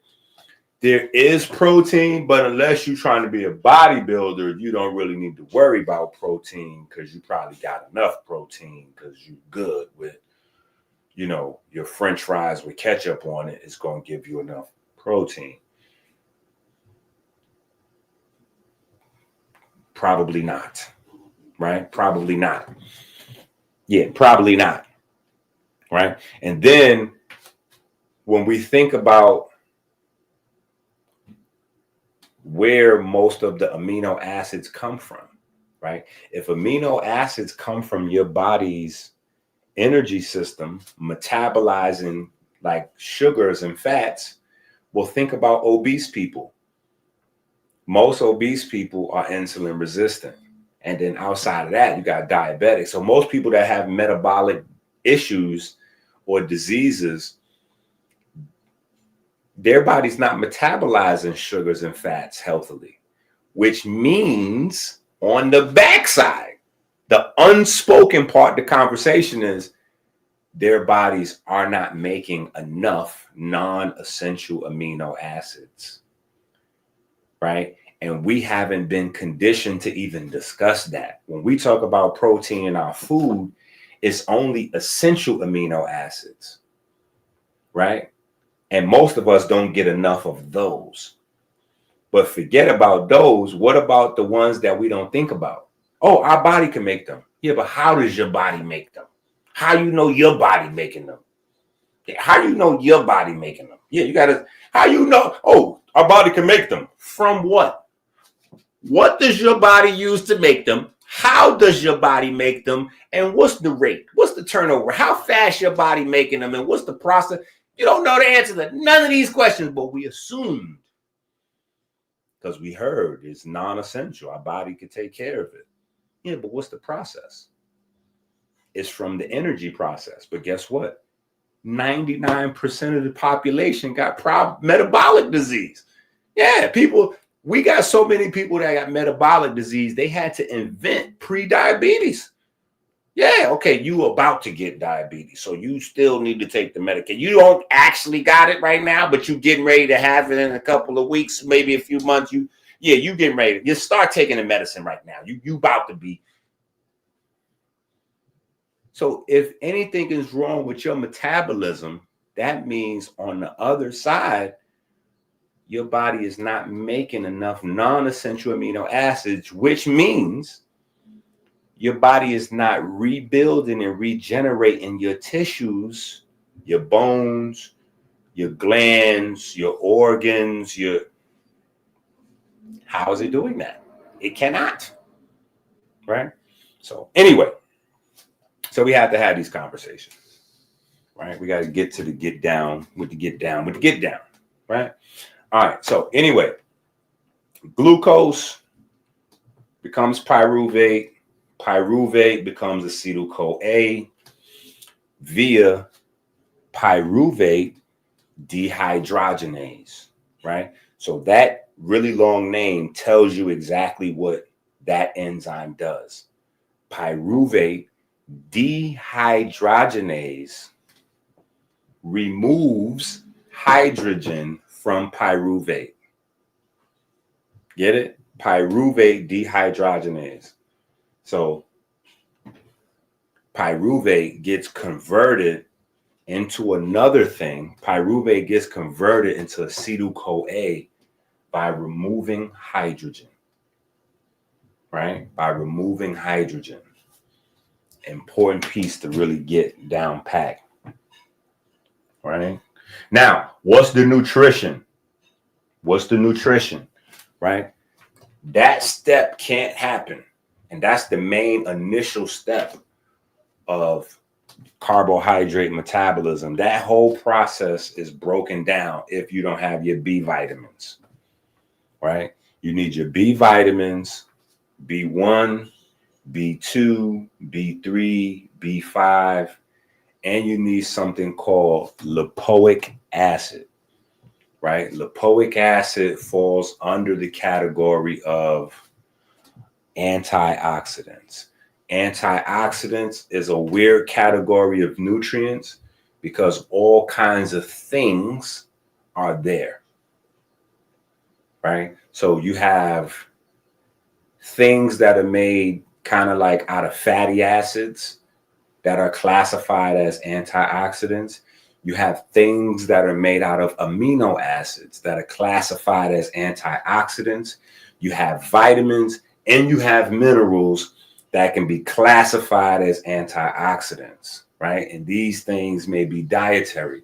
Then you have things that your body produces that can be classified as antioxidants. So antioxidant classification is more about a function than constitution or composition, right? Just for the record. All right, fats, right? Triglycerides are broken down to free fatty acids. Free fatty acids are transported into the mitochondria, right? Via carnitine. And we talked about that. Vegan folks, you know, if you got a few extra pounds on you, you might want to hit Amazon up and get you a little bottle of carnitine. Just saying, you don't got to listen to me, but you know, it might help you. It might help you if you're trying to drop a few pounds. I'm just saying, right? But once the carnitine brings in the fatty acids, beta oxidation goes down, which produces acetyl-CoA. And then obviously those acetyl-CoAs can go on to the Krebs cycle, right? So because the fatty acids have a really long chain of carbons, it must be a longer process of chopping them down. That's all it is, right? The glucose is coming in is 6 carbons. So it's only 2 chops. Chop, chop. It's 2 chops. Chop, chop. Right? That's it. 2 chops to get glucose to acetyl-CoA. Right? And the chops is always like center or as close to center as it can be. Right? As close to center as it can be. So when you got 6, it's divided into 2 units of 3. Now you have a unit of 3. It doesn't like chop a carbon in half. It doesn't do that. So it just breaks it in, you know, so it separates the 1 from the 2. Right? So the pyruvate, boop, unit of 3. Then we chop off a carbon. Now you got acetyl-CoA. Boom, you can go on forward. Right? Beta oxidation process is there for as many chops as needed to get the 12, the 18, the 24, the however many units of carbon down to something that's manageable for the energy cycle. Right?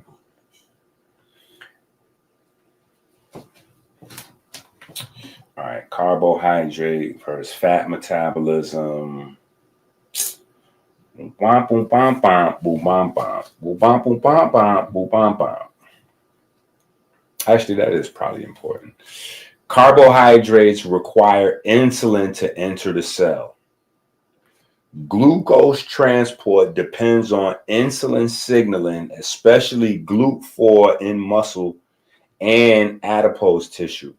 Without insulin, glucose uptake collapses.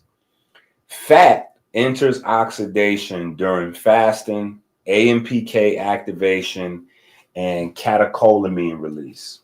It bypasses insulin and mobilizes when energy is low or demand is high, which is basically the same thing. Basically the same thing.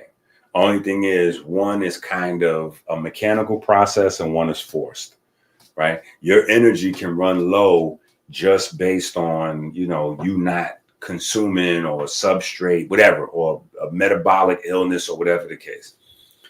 When you start exercising, that's when you create a high demand, right? And your body forces your body to start metabolizing fats.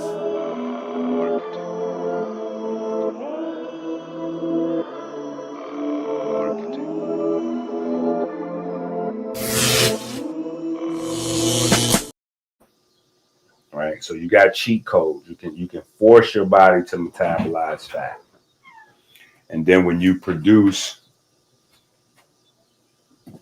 yes, brother, where did you get all that from? New York. Let me see these vitamins. Boy, do you even know what all this is? Yeah, I can tell you what it is. All right, but hold on. You got enough vitamin D in your hand to kill an elephant. Well, I didn't see this little one, but you told me to take 4. That one time, not every time. Get away from here, boy. You got 20,000. That's 25,000 IUs of vitamin D. Plus, you got vitamin D in them too.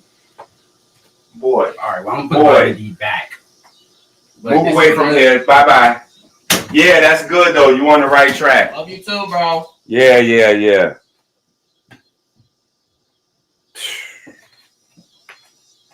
Wealth is children going to do what they're going to violate wealth no matter what form it comes in.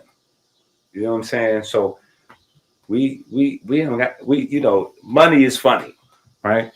But I got books, I got knowledge, you know, I got herbs, I got vitamin D.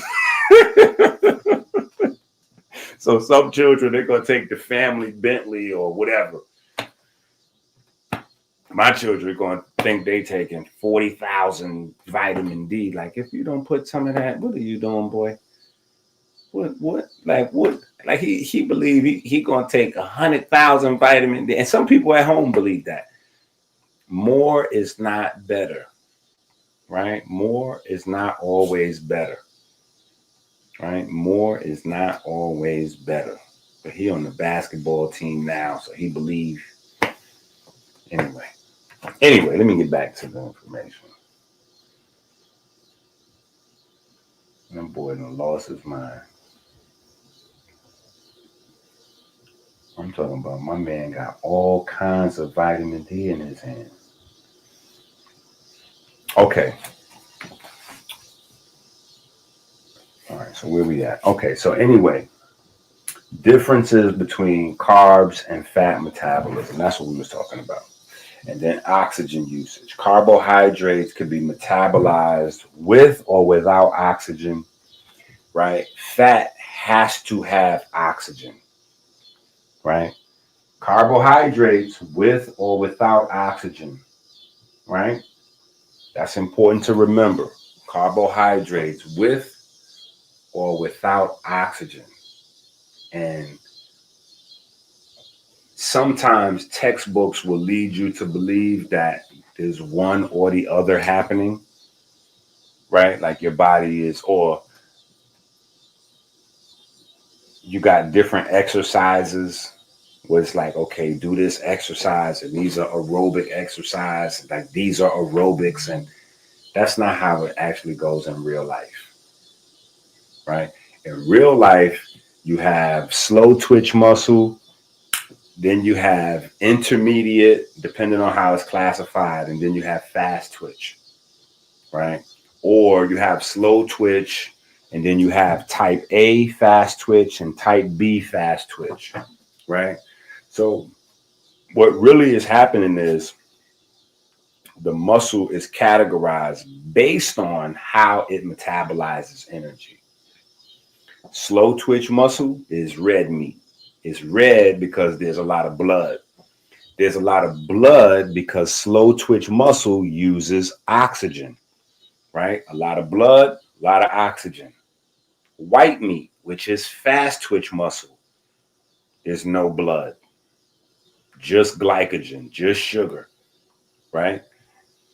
No blood, no oxygen. Fast twitch muscle does not use oxygen as the primary catalyst for energy production, right? So technically, your body is using combinations of oxygen and non-oxygen based energy, you know, at all times, depending on the muscle groups you're working, right? Depending on the muscle groups you're working, right? Oxygen is the main key for everything, right? So even the fast twitch that's not supposed to be really, like it's still, oxygen is going to wind up everywhere, right? Because water's everywhere and oxygen is a part of the water, but just keep in your mind that separation, right? Slow twitch, red, a lot of blood, a lot of oxygen. Fast twitch, white, right? Because it's very little blood, very little oxygen, right? And energy is still used very fast, very high amounts, especially in fast twitch muscle where you generate the most power from, right?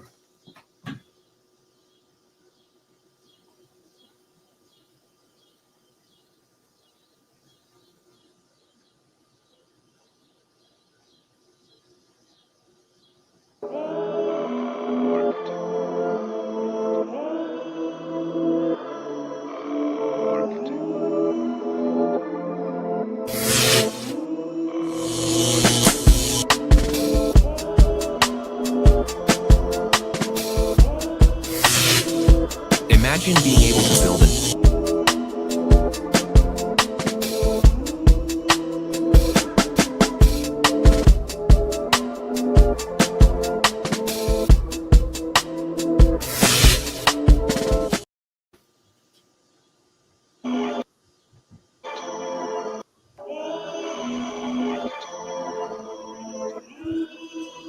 Inky prayer number 2.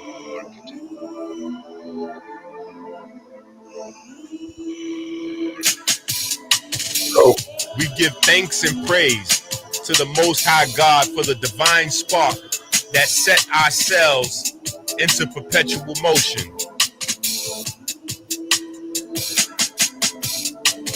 We give thanks for the magnetism of the Most Holy, the magnetism that repels and attracts the ferry boats of light 60,000 miles every 60 seconds throughout our vessels and caves.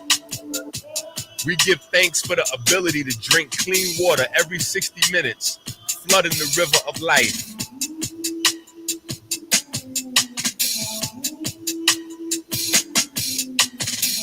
We give thanks that sugar has not covered our ferries and turned them into stone. We give thanks that darkness has not covered the riverbanks with calcium and turned them into stone. We give thanks that anger and fear have not turned our almonds bitter, turning our heart to stone.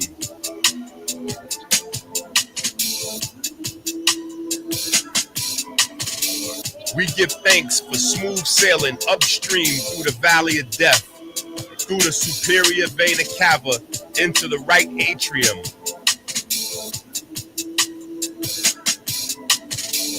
We give thanks for smooth sailing around the heart through the corona crown, joining the vortex in the right atrium. We give thanks for the perfect black solar repeater that induces the primary electromagnetic wave, opening the mouth of the Kodesh HaKodeshim. We give thanks for the mechanical wave produced when the mouth of the Kodesh HaKodeshim closes. We give thanks to the ray wave, reflecting on the semi-lunar valves, opening a pathway to the vineyard. We give thanks for the mechanical wave produced when the lunar gate to the vineyard closes. We give thanks to the Most High God that provides the light and our breath, and the light in our breath. We give thanks for the fine olfactory system that makes our grapes ripe with light. We give thanks for the Jed pillar that provides us with a stable fleet of ferry boats to dock in our vineyard. We give thanks for smooth sailing through the pulmonary vein into the storm of the left atrium. We give thanks for the perfect black solar repeater that induces the primary electromagnetic wave, opening the mouth of the Kodesh HaKodeshim. We give thanks for the mechanical wave produced when the mouth of the Kodesh HaKodeshim closes. We give thanks to the ray wave reflecting on the semi-lunar valves, opening a pathway into the holy royal arch of the Wa scepter. We give thanks for the mechanical wave produced when the lunar gate into the holy royal arch of the Wa scepter closes. We give thanks for the magnetism of the most holy, the magnetism that repels and attracts the ferry boats of light 60,000 miles every 60 seconds throughout our vessels and our caves. Amen. Okay. Right back at it. Right back at it.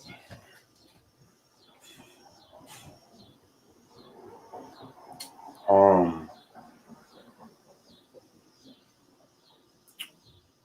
right, so fat requires oxygen to break down, inspiration, right? The cues are really AMPK or light, right? So maybe we should talk about that for a second. Light, right? With the name of the class, melanin is anabolic, right? Light in and of itself is a stimulus to metabolize fat, right? So if you think about the human body, right? And I guess some of the stuff does require you to step back sometime and really just think about some stuff, but melanin is photovoltaic. I've been telling you that for the longest, you know what I'm saying? And so there's stuff that happens in the middle of a thing, right? But we don't really think about that in our lives. We just think about, the initiating, the cause and effect, right? We don't really think about the middle stuff that's a part of the effect, but really not that important. We just think about the outcome of the effect. So electricity is the far end, there's other stuff that goes on in the middle. Anyway, when light hits our body, right? Depending on the intensity of the light, and that's in proximity to the density and the type of melanin we have in our skin, right? That melanin is going to stimulate POMC, right? That melanin is going to stimulate POMC, right? Now, POMC is going to stimulate a whole host of anabolic processes. This is where we're standing on. These are the facts that we're standing on when we say melanin is anabolic. It's not necessarily that the melanin molecule is anabolic. The melanin molecule is produced by anabolic processes, but that's like dun-dun-dun. That doesn't. Every part of your body is produced by anabolic processes. That's what anabolic means, the production of stuff, right? Stuff that's broken down is broken down by catabolic processes, because so that's not really a thing. When we say melanin is anabolic, what we're saying is that the melanin system is your anabolic system. There is no anabolics outside of the melanin system, period. So I know that the inky, like the inky maniacs, I know y'all done already went out there into social media world, into your gym, your neighborhood, wherever you at, and you don't already start talking that crazy talk already. Like, yeah, melanin is anabolic because, yeah, Inky said, and the book is coming to my house on Thursday. The book is on the way. I'm about to get this book on Saturday and slap you upside the head with it.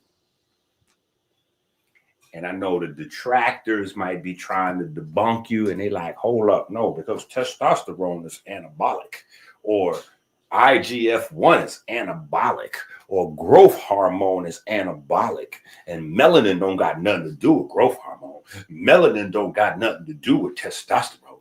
Melanin don't got nothing to do with. You see, they sound just as ignorant as Dr. Sebi when Dr. Sebi was saying, well, tell that doctor, ask that doctor if protein has electrons, because if it doesn't have electrons, then it's not electric.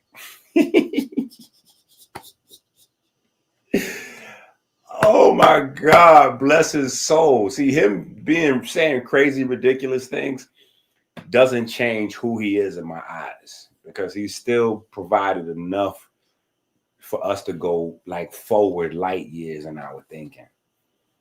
You know what I'm saying? Like Elijah Muhammad, you know, like that's almost like 100 years ago, you know, Elijah Muhammad was doing his thing. So was he a genius in his time? Absolutely. Right. Even if he didn't create everything he was teaching, he upgraded the common man's thinking so they could jump ahead light years. Right. And then came Sebi, and he upgraded folks' thinking so they could jump ahead light years. You know what I'm saying? So, but it's crazy. It's crazy for so many reasons, because just because something is made out of electrons does not mean it's electric. Right? Fat is made out of electrons, but it's not electric. Right? Insulators of all kind literally are made out of atoms that are made out of electrons. Like anything that's a thing is made out of electrons because it's made out of atoms. Like any sort of matter, anything composed of atoms is, yeah. So that didn't age well. You know what I'm saying? But people today in 2025 that will tell you that melanin has nothing to do with testosterone or, you know, growth hormone or IGF-1. And those are the main anabolic hormones that your body produces. Right? Then you got EPO, right? EPO is the steroid that I want to say Dale Armstrong, but I feel like I'm saying the wrong thing. But the bike riding Michael Jordan, the guy who won all of the bike riding records, he was using EPO, right? EPO is the thing that gives you endurance. EPO is like the testosterone to muscle. EPO is that towards endurance, right? EPO is that to inspiration, right? EPO is the inspiration steroid. Think of it that way. EPO allows your body to take in more oxygen and circulate more oxygen, because EPO tells your bone marrow to make more blood cells. So the average person is making 2 million, 3 million, 4 million blood cells a second. If you go on EPO, you making 4 million, 6 million, 8 million blood cells a second, right? And so, you know, the danger of using EPO is obviously blood clot, you drop dead, or, you know, whatever the case may be. But anyway, your body produces EPO naturally from the kidneys.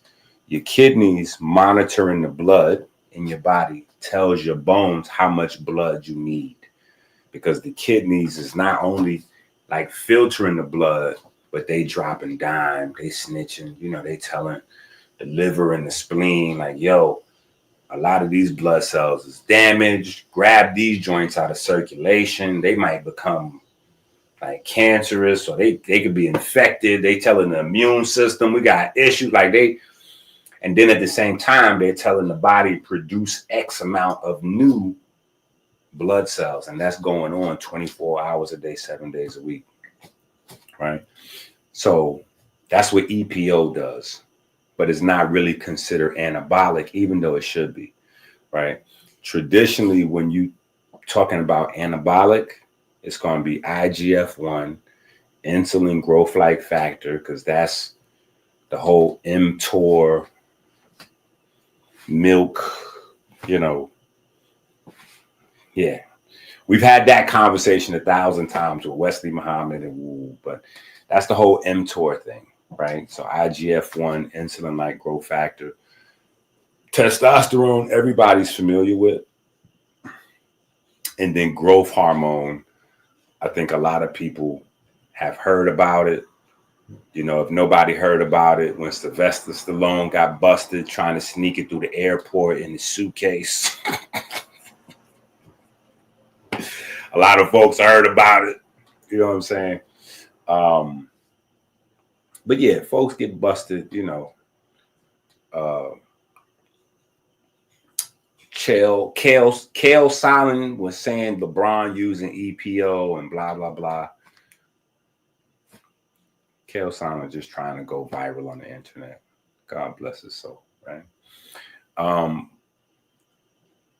But people that are saying melanin is not anabolic, again, that's ignorance, but it's not their fault, right? So you can't really blame them.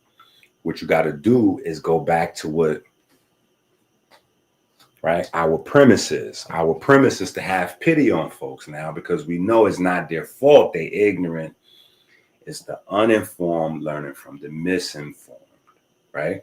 So when light hits the skin, right, within reason, right, that light is going to stimulate POMC production in the brain, right?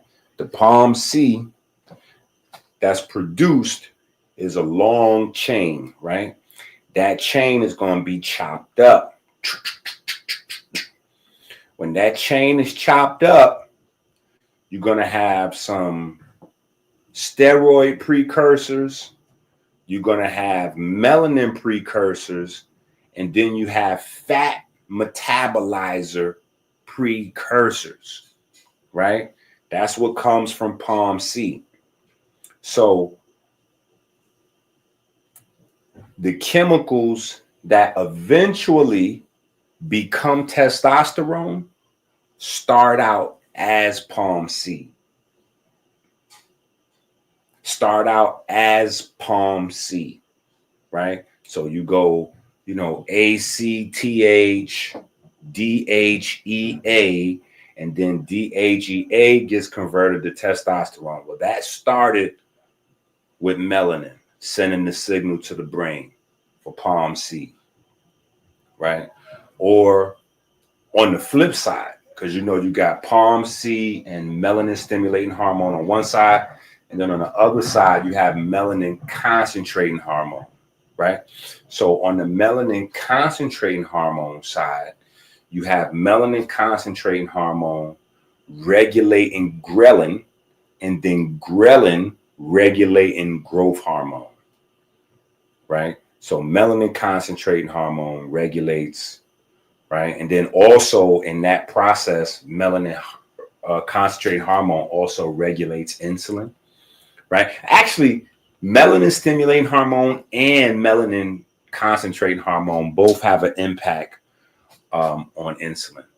And insulin signaling is also going to be a part of the signaling for IGF-1, right? So upstream from all of the anabolic processes, you have the melanin system, right? Upstream, you have the melanin system.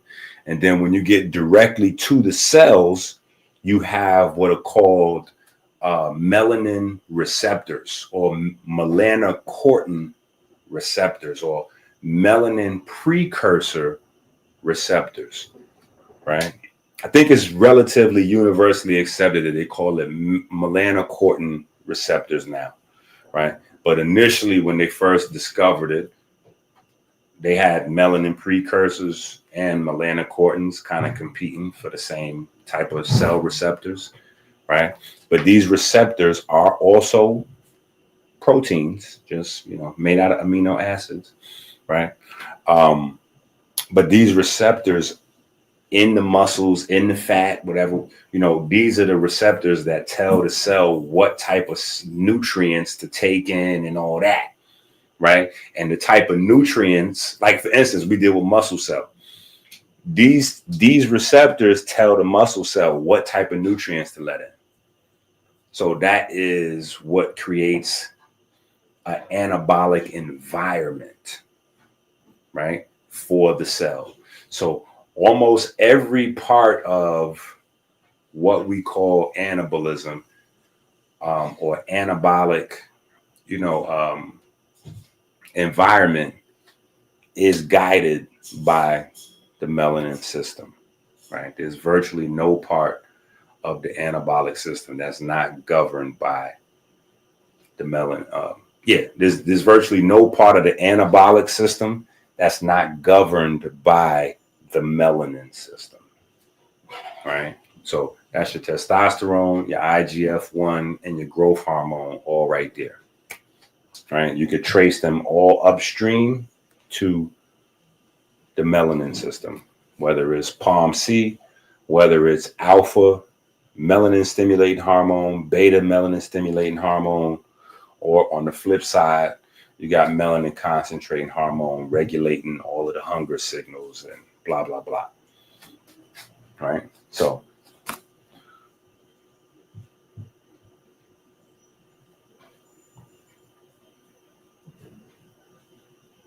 boom. Yeah, I didn't even know what I was talking about. Neil Armstrong. There you go.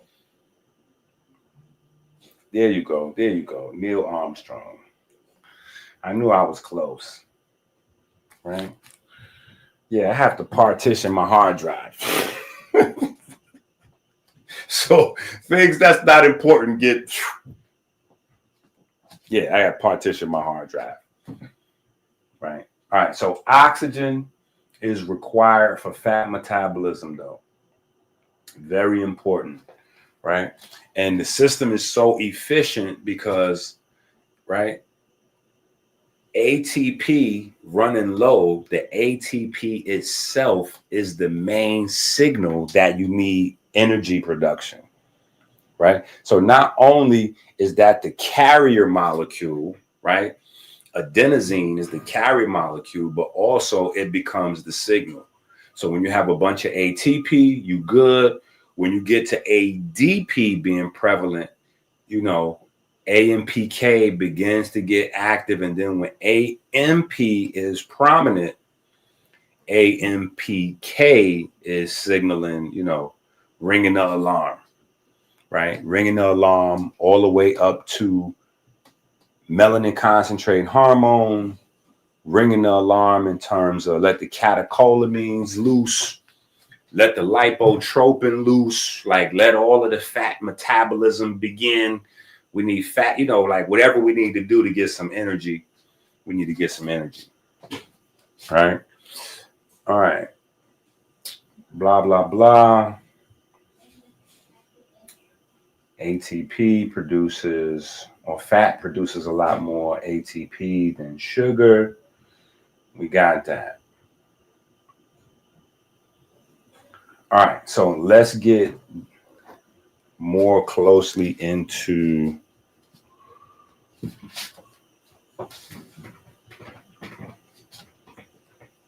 the Krebs cycle so we can get into it and then get out of it, right? Let's get into it so we can get out of it. Like, let's get to the other side of this information.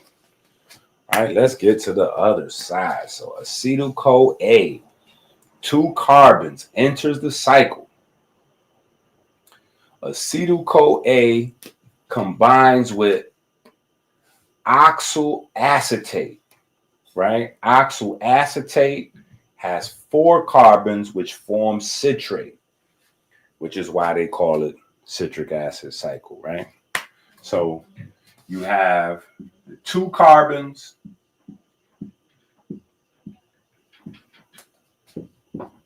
added to 4 carbons, right? You back to 6 carbons again, right? You started with sugar, that was 6 carbons. You broke it down to acetyl-CoA, right? acetyl-CoA combines with oxyl acetate and forms a citrate, right? Now, you have a series of oxidations and decarboxylations, right? Which gets you back to CO2 being released and electricity being produced, ATP being recycled, and of course, aquagenesis in the middle of that process, which is where pure water is created, right? Pure water is created, right? So what I want to do is skip all of this blah, blah, blah.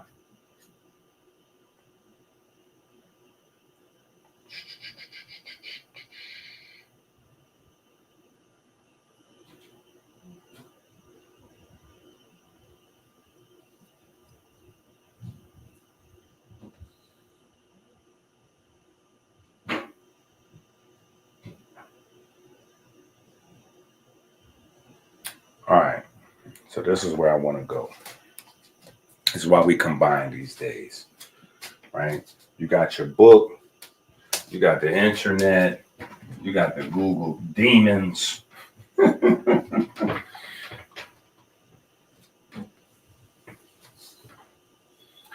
I want to discuss hydrogen, right? So, step one, right? We're going to start with that citrate, right? So remember, we just went through that process of how the acetyl-CoA jumps into the energy cycle and then it turns into citrate, right? Which is 6 carbons. Now, the citrate is going to have water removed, right? So we're going to be looking at this in steps, right? But I just want to highlight hydrogen, right? So step one, water is removed. We'll go back over it, all right? Step two, right? Step two. Step two, you have hydrogen transferred out, right? Step two, you have hydrogen removed.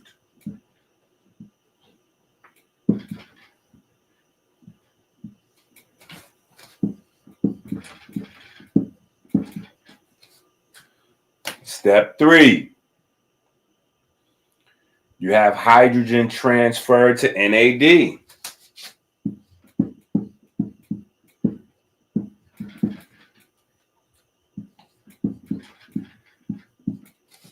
Step four, right?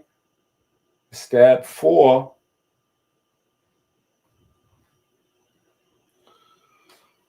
all right. Step four, we're going to circle step 4 and skip to step 5. We're just going to leave that like that and go to step 5. Step 5, hydrogen to FAD, right? Step 6,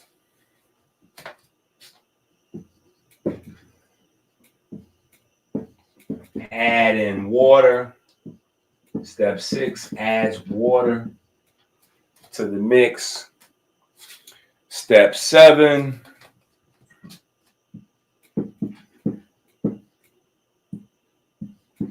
transferring hydrogens again, right, to NAD.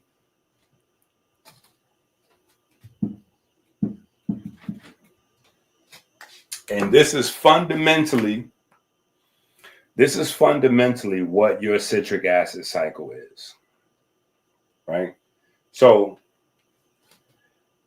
we could go back over it and I'll, add more clarity to the steps, even though it still probably sound like boom, bum, boom, bum, bum, boom, bum, bum. But this is how I first made it to make sense for me. Right? This is how I first made it to make sense for me. Right? It wasn't taught like this in school. Right?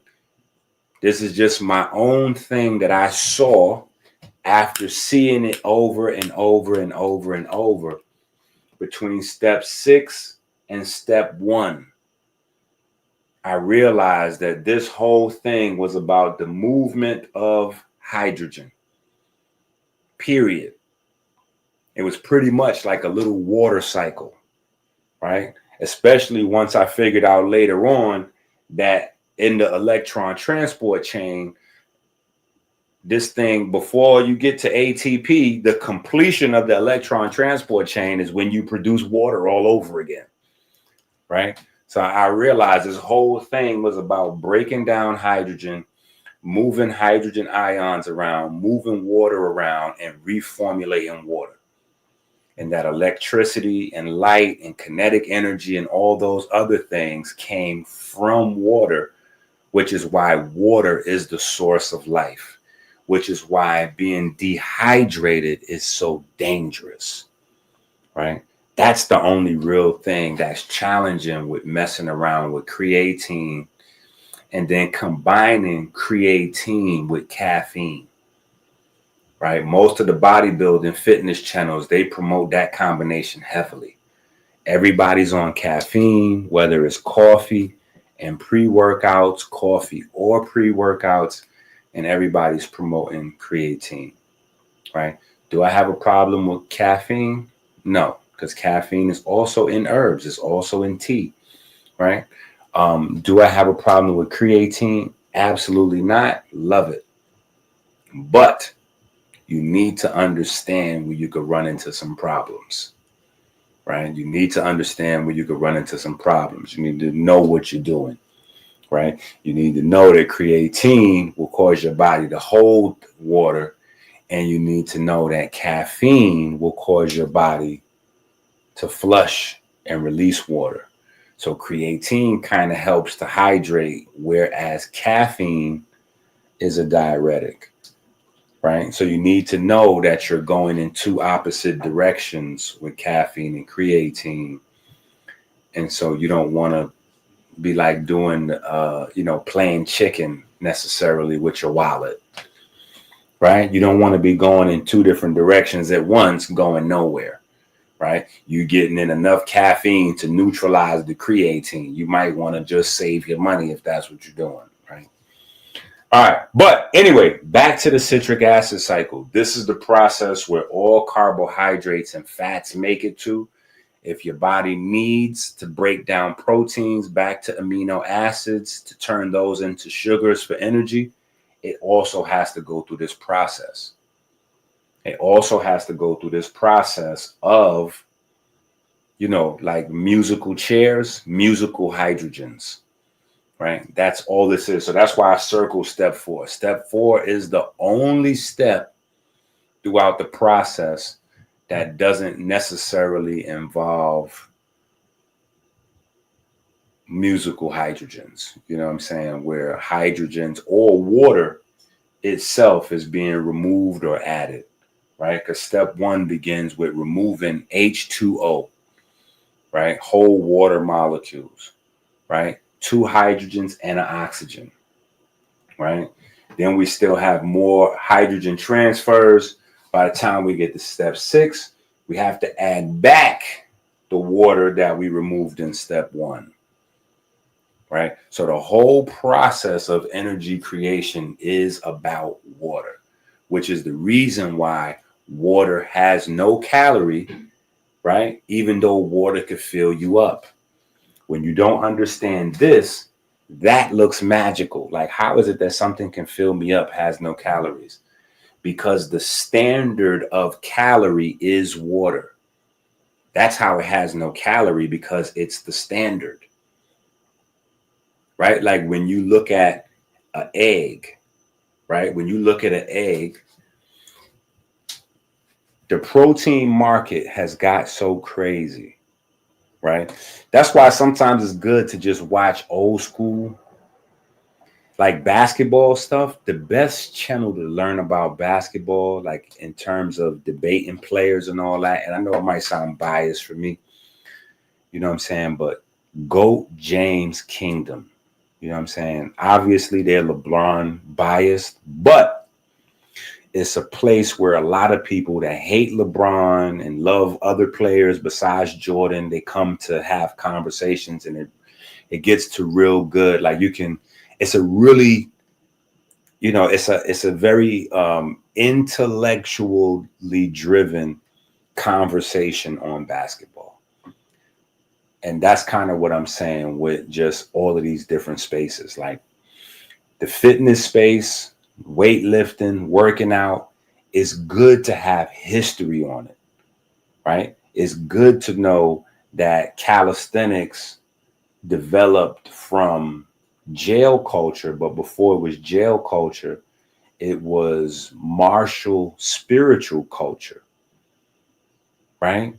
It's good to know that history, because if you don't, you might look down on it and not understand calisthenics is the original form of working out.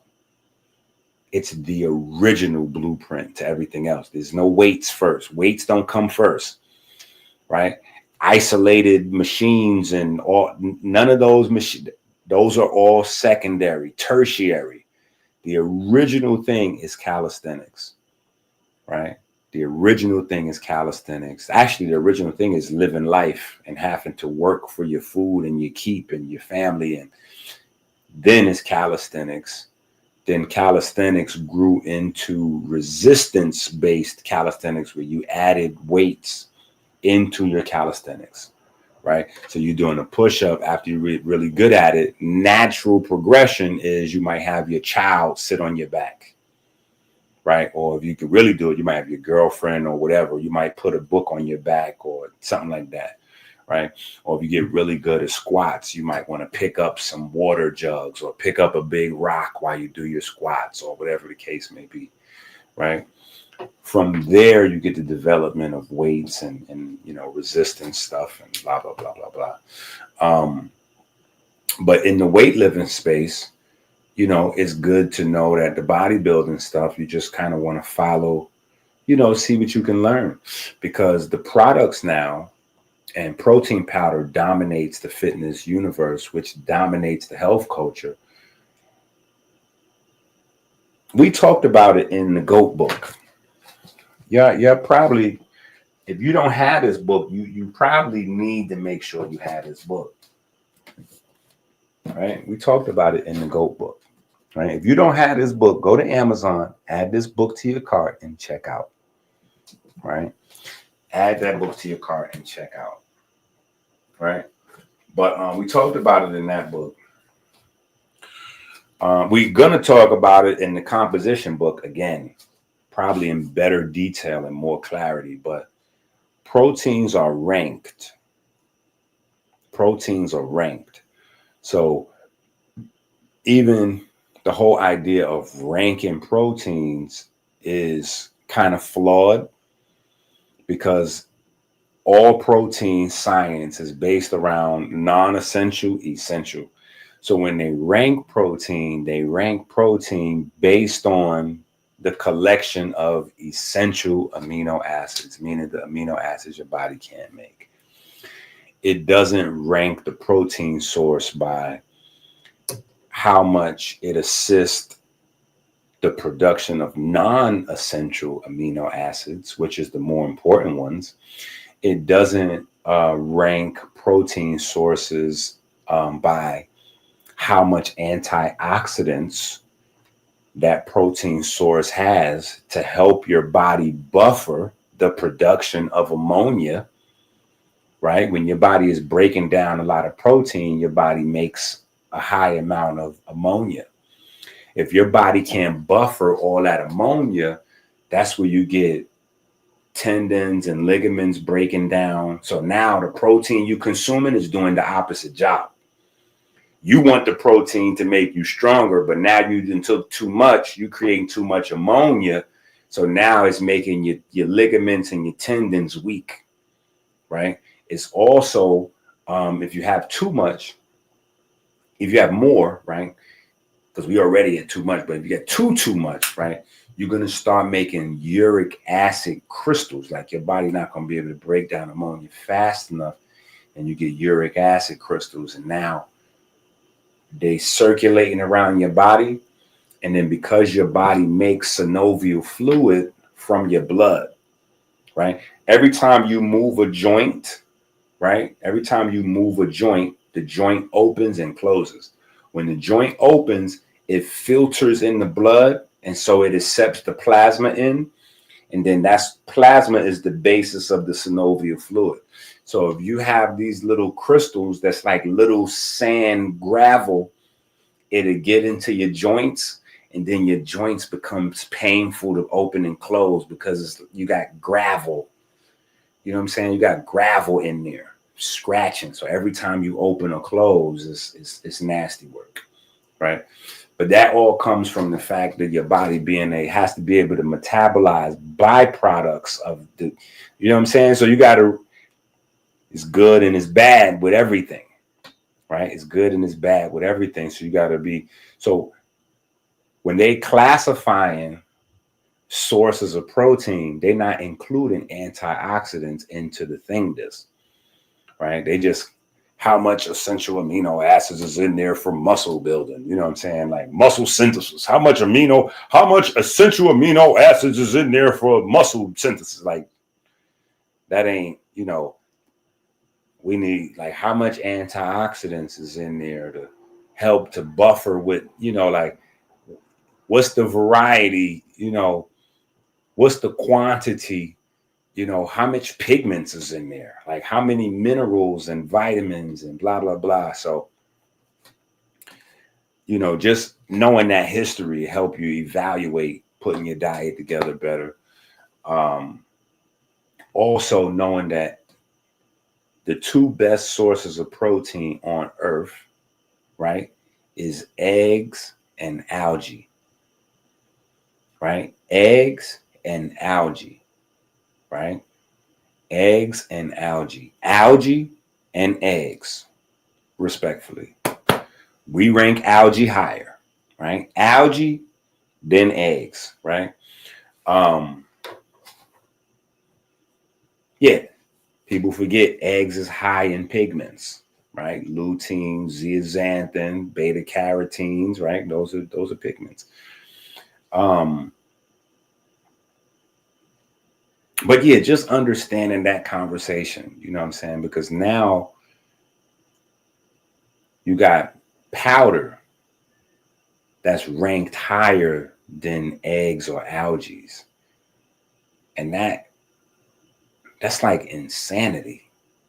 That's like insanity. That's like they did a food study, and I was going to do a whole conversation on this food study that came out, but I was like, I can't waste my time debunking everything that comes out. You know what I'm saying? But they came out with a food study, and you know, listen, I'm with the plant people. We on our pigment and fiber, but I'm with the plant people. You know what I'm saying? At the end of the day, but I cannot let ignorance just slide. You know what I'm saying? So they did this study where they were saying like Doritos and something else is the same level of healthiness as salmon. I was like, it's wild out here. And this is a scientific paper that they put out there. Like, I said, yo, this is crazy. This is scary, bro. This is scary. But you got to understand, people have the right to fight back. So as people are getting smarter, people getting healthier, that means that people are avoiding certain things. And when that happens, sales goes down, right? So now you got EBT, RFK. RFK is taking millions, billions, potentially trillions of dollars out of the hands of people that sell junk food, right? The companies. Well, they got the right to fight back. They got the right to put out their information, to spend their money, get some scientists to find some loophole foolishness to say, oh, yeah, well, these cupcakes here is just as nutritious as fresh grapes and bananas. Like, so you this is why this information is important, because as things get, we got a rocky 5 to 10 years ahead of us. Like, it's gonna get rough. And you need to be able to discern, you need to be able to, you can't just look at it and go, oh, well, comes from a scientific journal. So clearly Doritos is more nutritious for my body than fresh salmon. What? What? What? Like, so I'm just saying, there's some stuff out there about protein powders, and then you got guys on the internet ranking protein powders, and they're like, "Oh yeah, this is better than eggs, and this is better than algae, and this is the best protein on earth," and blah blah blah.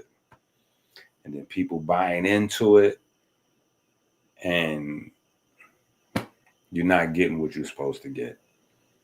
You're not getting what you're supposed to get, and you don't understand that you gotta have the water. Right? You gotta have the water.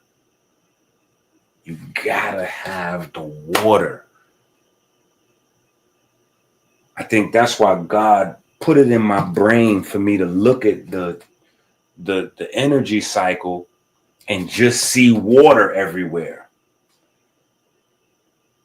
Because then it made it like, you gotta have the water. Right? Eating a bunch of sugar, the sugar is based on the water. That's how damaging sugar is to your body, is how you balanced it off with water, right? The more water you have, the less damaging sugar is. The more water you consume, the less damaging fats, the less fats accumulate. The more water you have, the more productive protein is, right? But if you're having a whole bunch of protein and you don't like to drink water, so you eating a whole bunch of protein and you drinking a bunch of caffeine at the same time, oh, you driving your body through your liver is going to be like, your liver, you destroying. So even sometimes certain things got a bad name because they're like, oh, vitamins is bad for your liver. And you're like, wait a minute, vitamins natural. How is vitamins bad for my? No, it's the culture. People is drinking, people don't drink no water, but they having high protein. So if you having high protein and you don't drink no water, and you already, think about it, bodybuilders already low body fat percentage, right? You already low body fat percentage, right? So now you're eating high protein and you're not drinking no water. And then the water you do drink, you're adding protein or caffeine to it. You're producing the highest levels of ammonia your body can handle. You're producing super high levels of ammonia, right? So, right? So this is where the balance comes in, right? This is where the balance comes in. You know what I'm saying? Where, yes, if your goals is just to produce muscle because that's your brand, you an athlete, you throwing it all on the line for your family tree, whatever the case, this doesn't lead to longevity, go crazy, right? Get your bag, right? But if you're trying to do the longevity, healthy, good sex, live to be 90, 100 thing, we want to be able to, we want to be able to have our, adequate levels of protein, right? Because it's a real thing. But we also want to make sure that we're metabolizing it all and we're able to get rid of all of the negative metabolites. So we only have the benefits. We want to only have the 6-pack, right? But we want to try to look as good on the inside as folks are looking on the outside, right? Folks is looking super sexy on the outside. On the inside, they're fried. right? On the inside, they're fried, right? So, all right, let's go through these steps real quick, right? Because this is the more traditional way you will hear this explained, right? Citrate, step one. Citrate becomes isocitrate, right? Because you remove water, right? So when you move water, that's the main biochemical reaction that takes place in step one, the removal of water by iconitase or aconitase. Now you move to isocitrate. Isocitrate in step two becomes alpha ketoglutarate, right? Isocitrate becomes alpha ketoglutarate by removing hydrogen, right? That hydrogen is going to be transferred to NAD. So NAD is going to become NADH, right? When that happens, you get the production of a little bit of carbon dioxide, right? Step three, alpha ketoglutarate is becoming succinyl-CoA. That way, before I go there, alpha ketoglutarate is now becoming a standalone supplement, right? So people are now making web pages and doing videos and selling alpha ketoglutarate by itself, right? Just know that when you're buying supplements, right, it may not work the way you think in your mind. Just like earlier, I had to tell Chase to put some of them vitamins back in the bottle, okay? More doesn't always go like that's not how you want to do it, right? Now, if you start messing around with this energy cycle, right, just know that your body has mechanisms in place where your body says, if you're going to take the wheel, then I'm good. I'm going to stop doing this. So if you start supplementing in alpha ketoglutarate, your energy cycle might slow down, right? Because your body may be thinking, okay, well, we don't have to keep creating the alpha ketoglutarate at the same rate because homeboy going, a homegirl going, bring it in. And so we good. We'll just wait on that, right? And alpha ketoglutarate is important for other stuff. Alpha ketoglutarate is very important for non-essential amino acid production, right? Regeneration of tissues, for healing processes and all that kind of stuff, right? So just a word anyway, right? So anyway, step two, isocitrate becomes alpha ketoglutarate. Step three, alpha ketoglutarate becomes succinyl-CoA. That happens again from a dehydrogenase, removing more hydrogen, feeding it to NAD. NAD does what? It becomes NADH, and more carbon dioxide is released, right? So step 2 and 3, you already got rid of 2 carbon atoms, right? You got rid of 2 carbon atoms and 4 oxygen atoms when you made carbon dioxide. Step 4 is where GTP is going to be produced. That's the 93. That's the high quality energy, right? Succinyl A is going to, produce GTP. That's why I have this circle. No hydrogen is involved. That's where the high quality stuff is produced. That's why no hydrogens are moved, because this is the GTP step, right? So to produce that high, that high octane, no water is moved. Now, we get back to step 5. Step 5, again, dehydrogenase, right? So in this step, 2 hydrogens are going to be added to FAD, right? And then you're going to make FADH2, right? 2 hydrogens, the same as 2 hydrogens for a water molecule. Pay attention. 2 hydrogens are moved in step 5. And then in step 6, what do? Add 2 hydrogens with an oxygen back. Right? So step 6, you add a water molecule to the bond. Right? Step 7, more dehydrogenase action. You take a hydrogen and you move it to NAD again. You make more NADH, right? Now we get to the other side of this, which is the electron transport chain, which is the target for all of these guys, right? So your NADs and your FADs all go into the electron transport chain, right?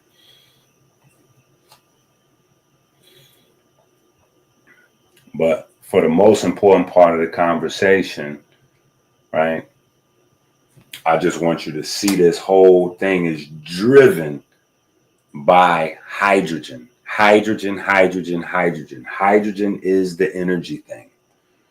The energy thing is hydrogen, right? The energy cycle is about moving around hydrogen, taking some away, adding some back, taking some away, adding some back, right? And that's simplification. Like I said, people know this better than me. They can go into deeper because when you're moving hydrogens around, sometimes it's an actual hydrogen. Sometimes it's a hydrogen ion, which may be an electron or a proton, or it's a whole water molecule like step 1 or step 6. So it gets deeper, right? But for us to understand how energy is produced from food, we may not have to go, NASA astronaut level. We may not have to go astronaut level. We just may need to go biochemist level, right? Biochemist level is not astronaut level, right?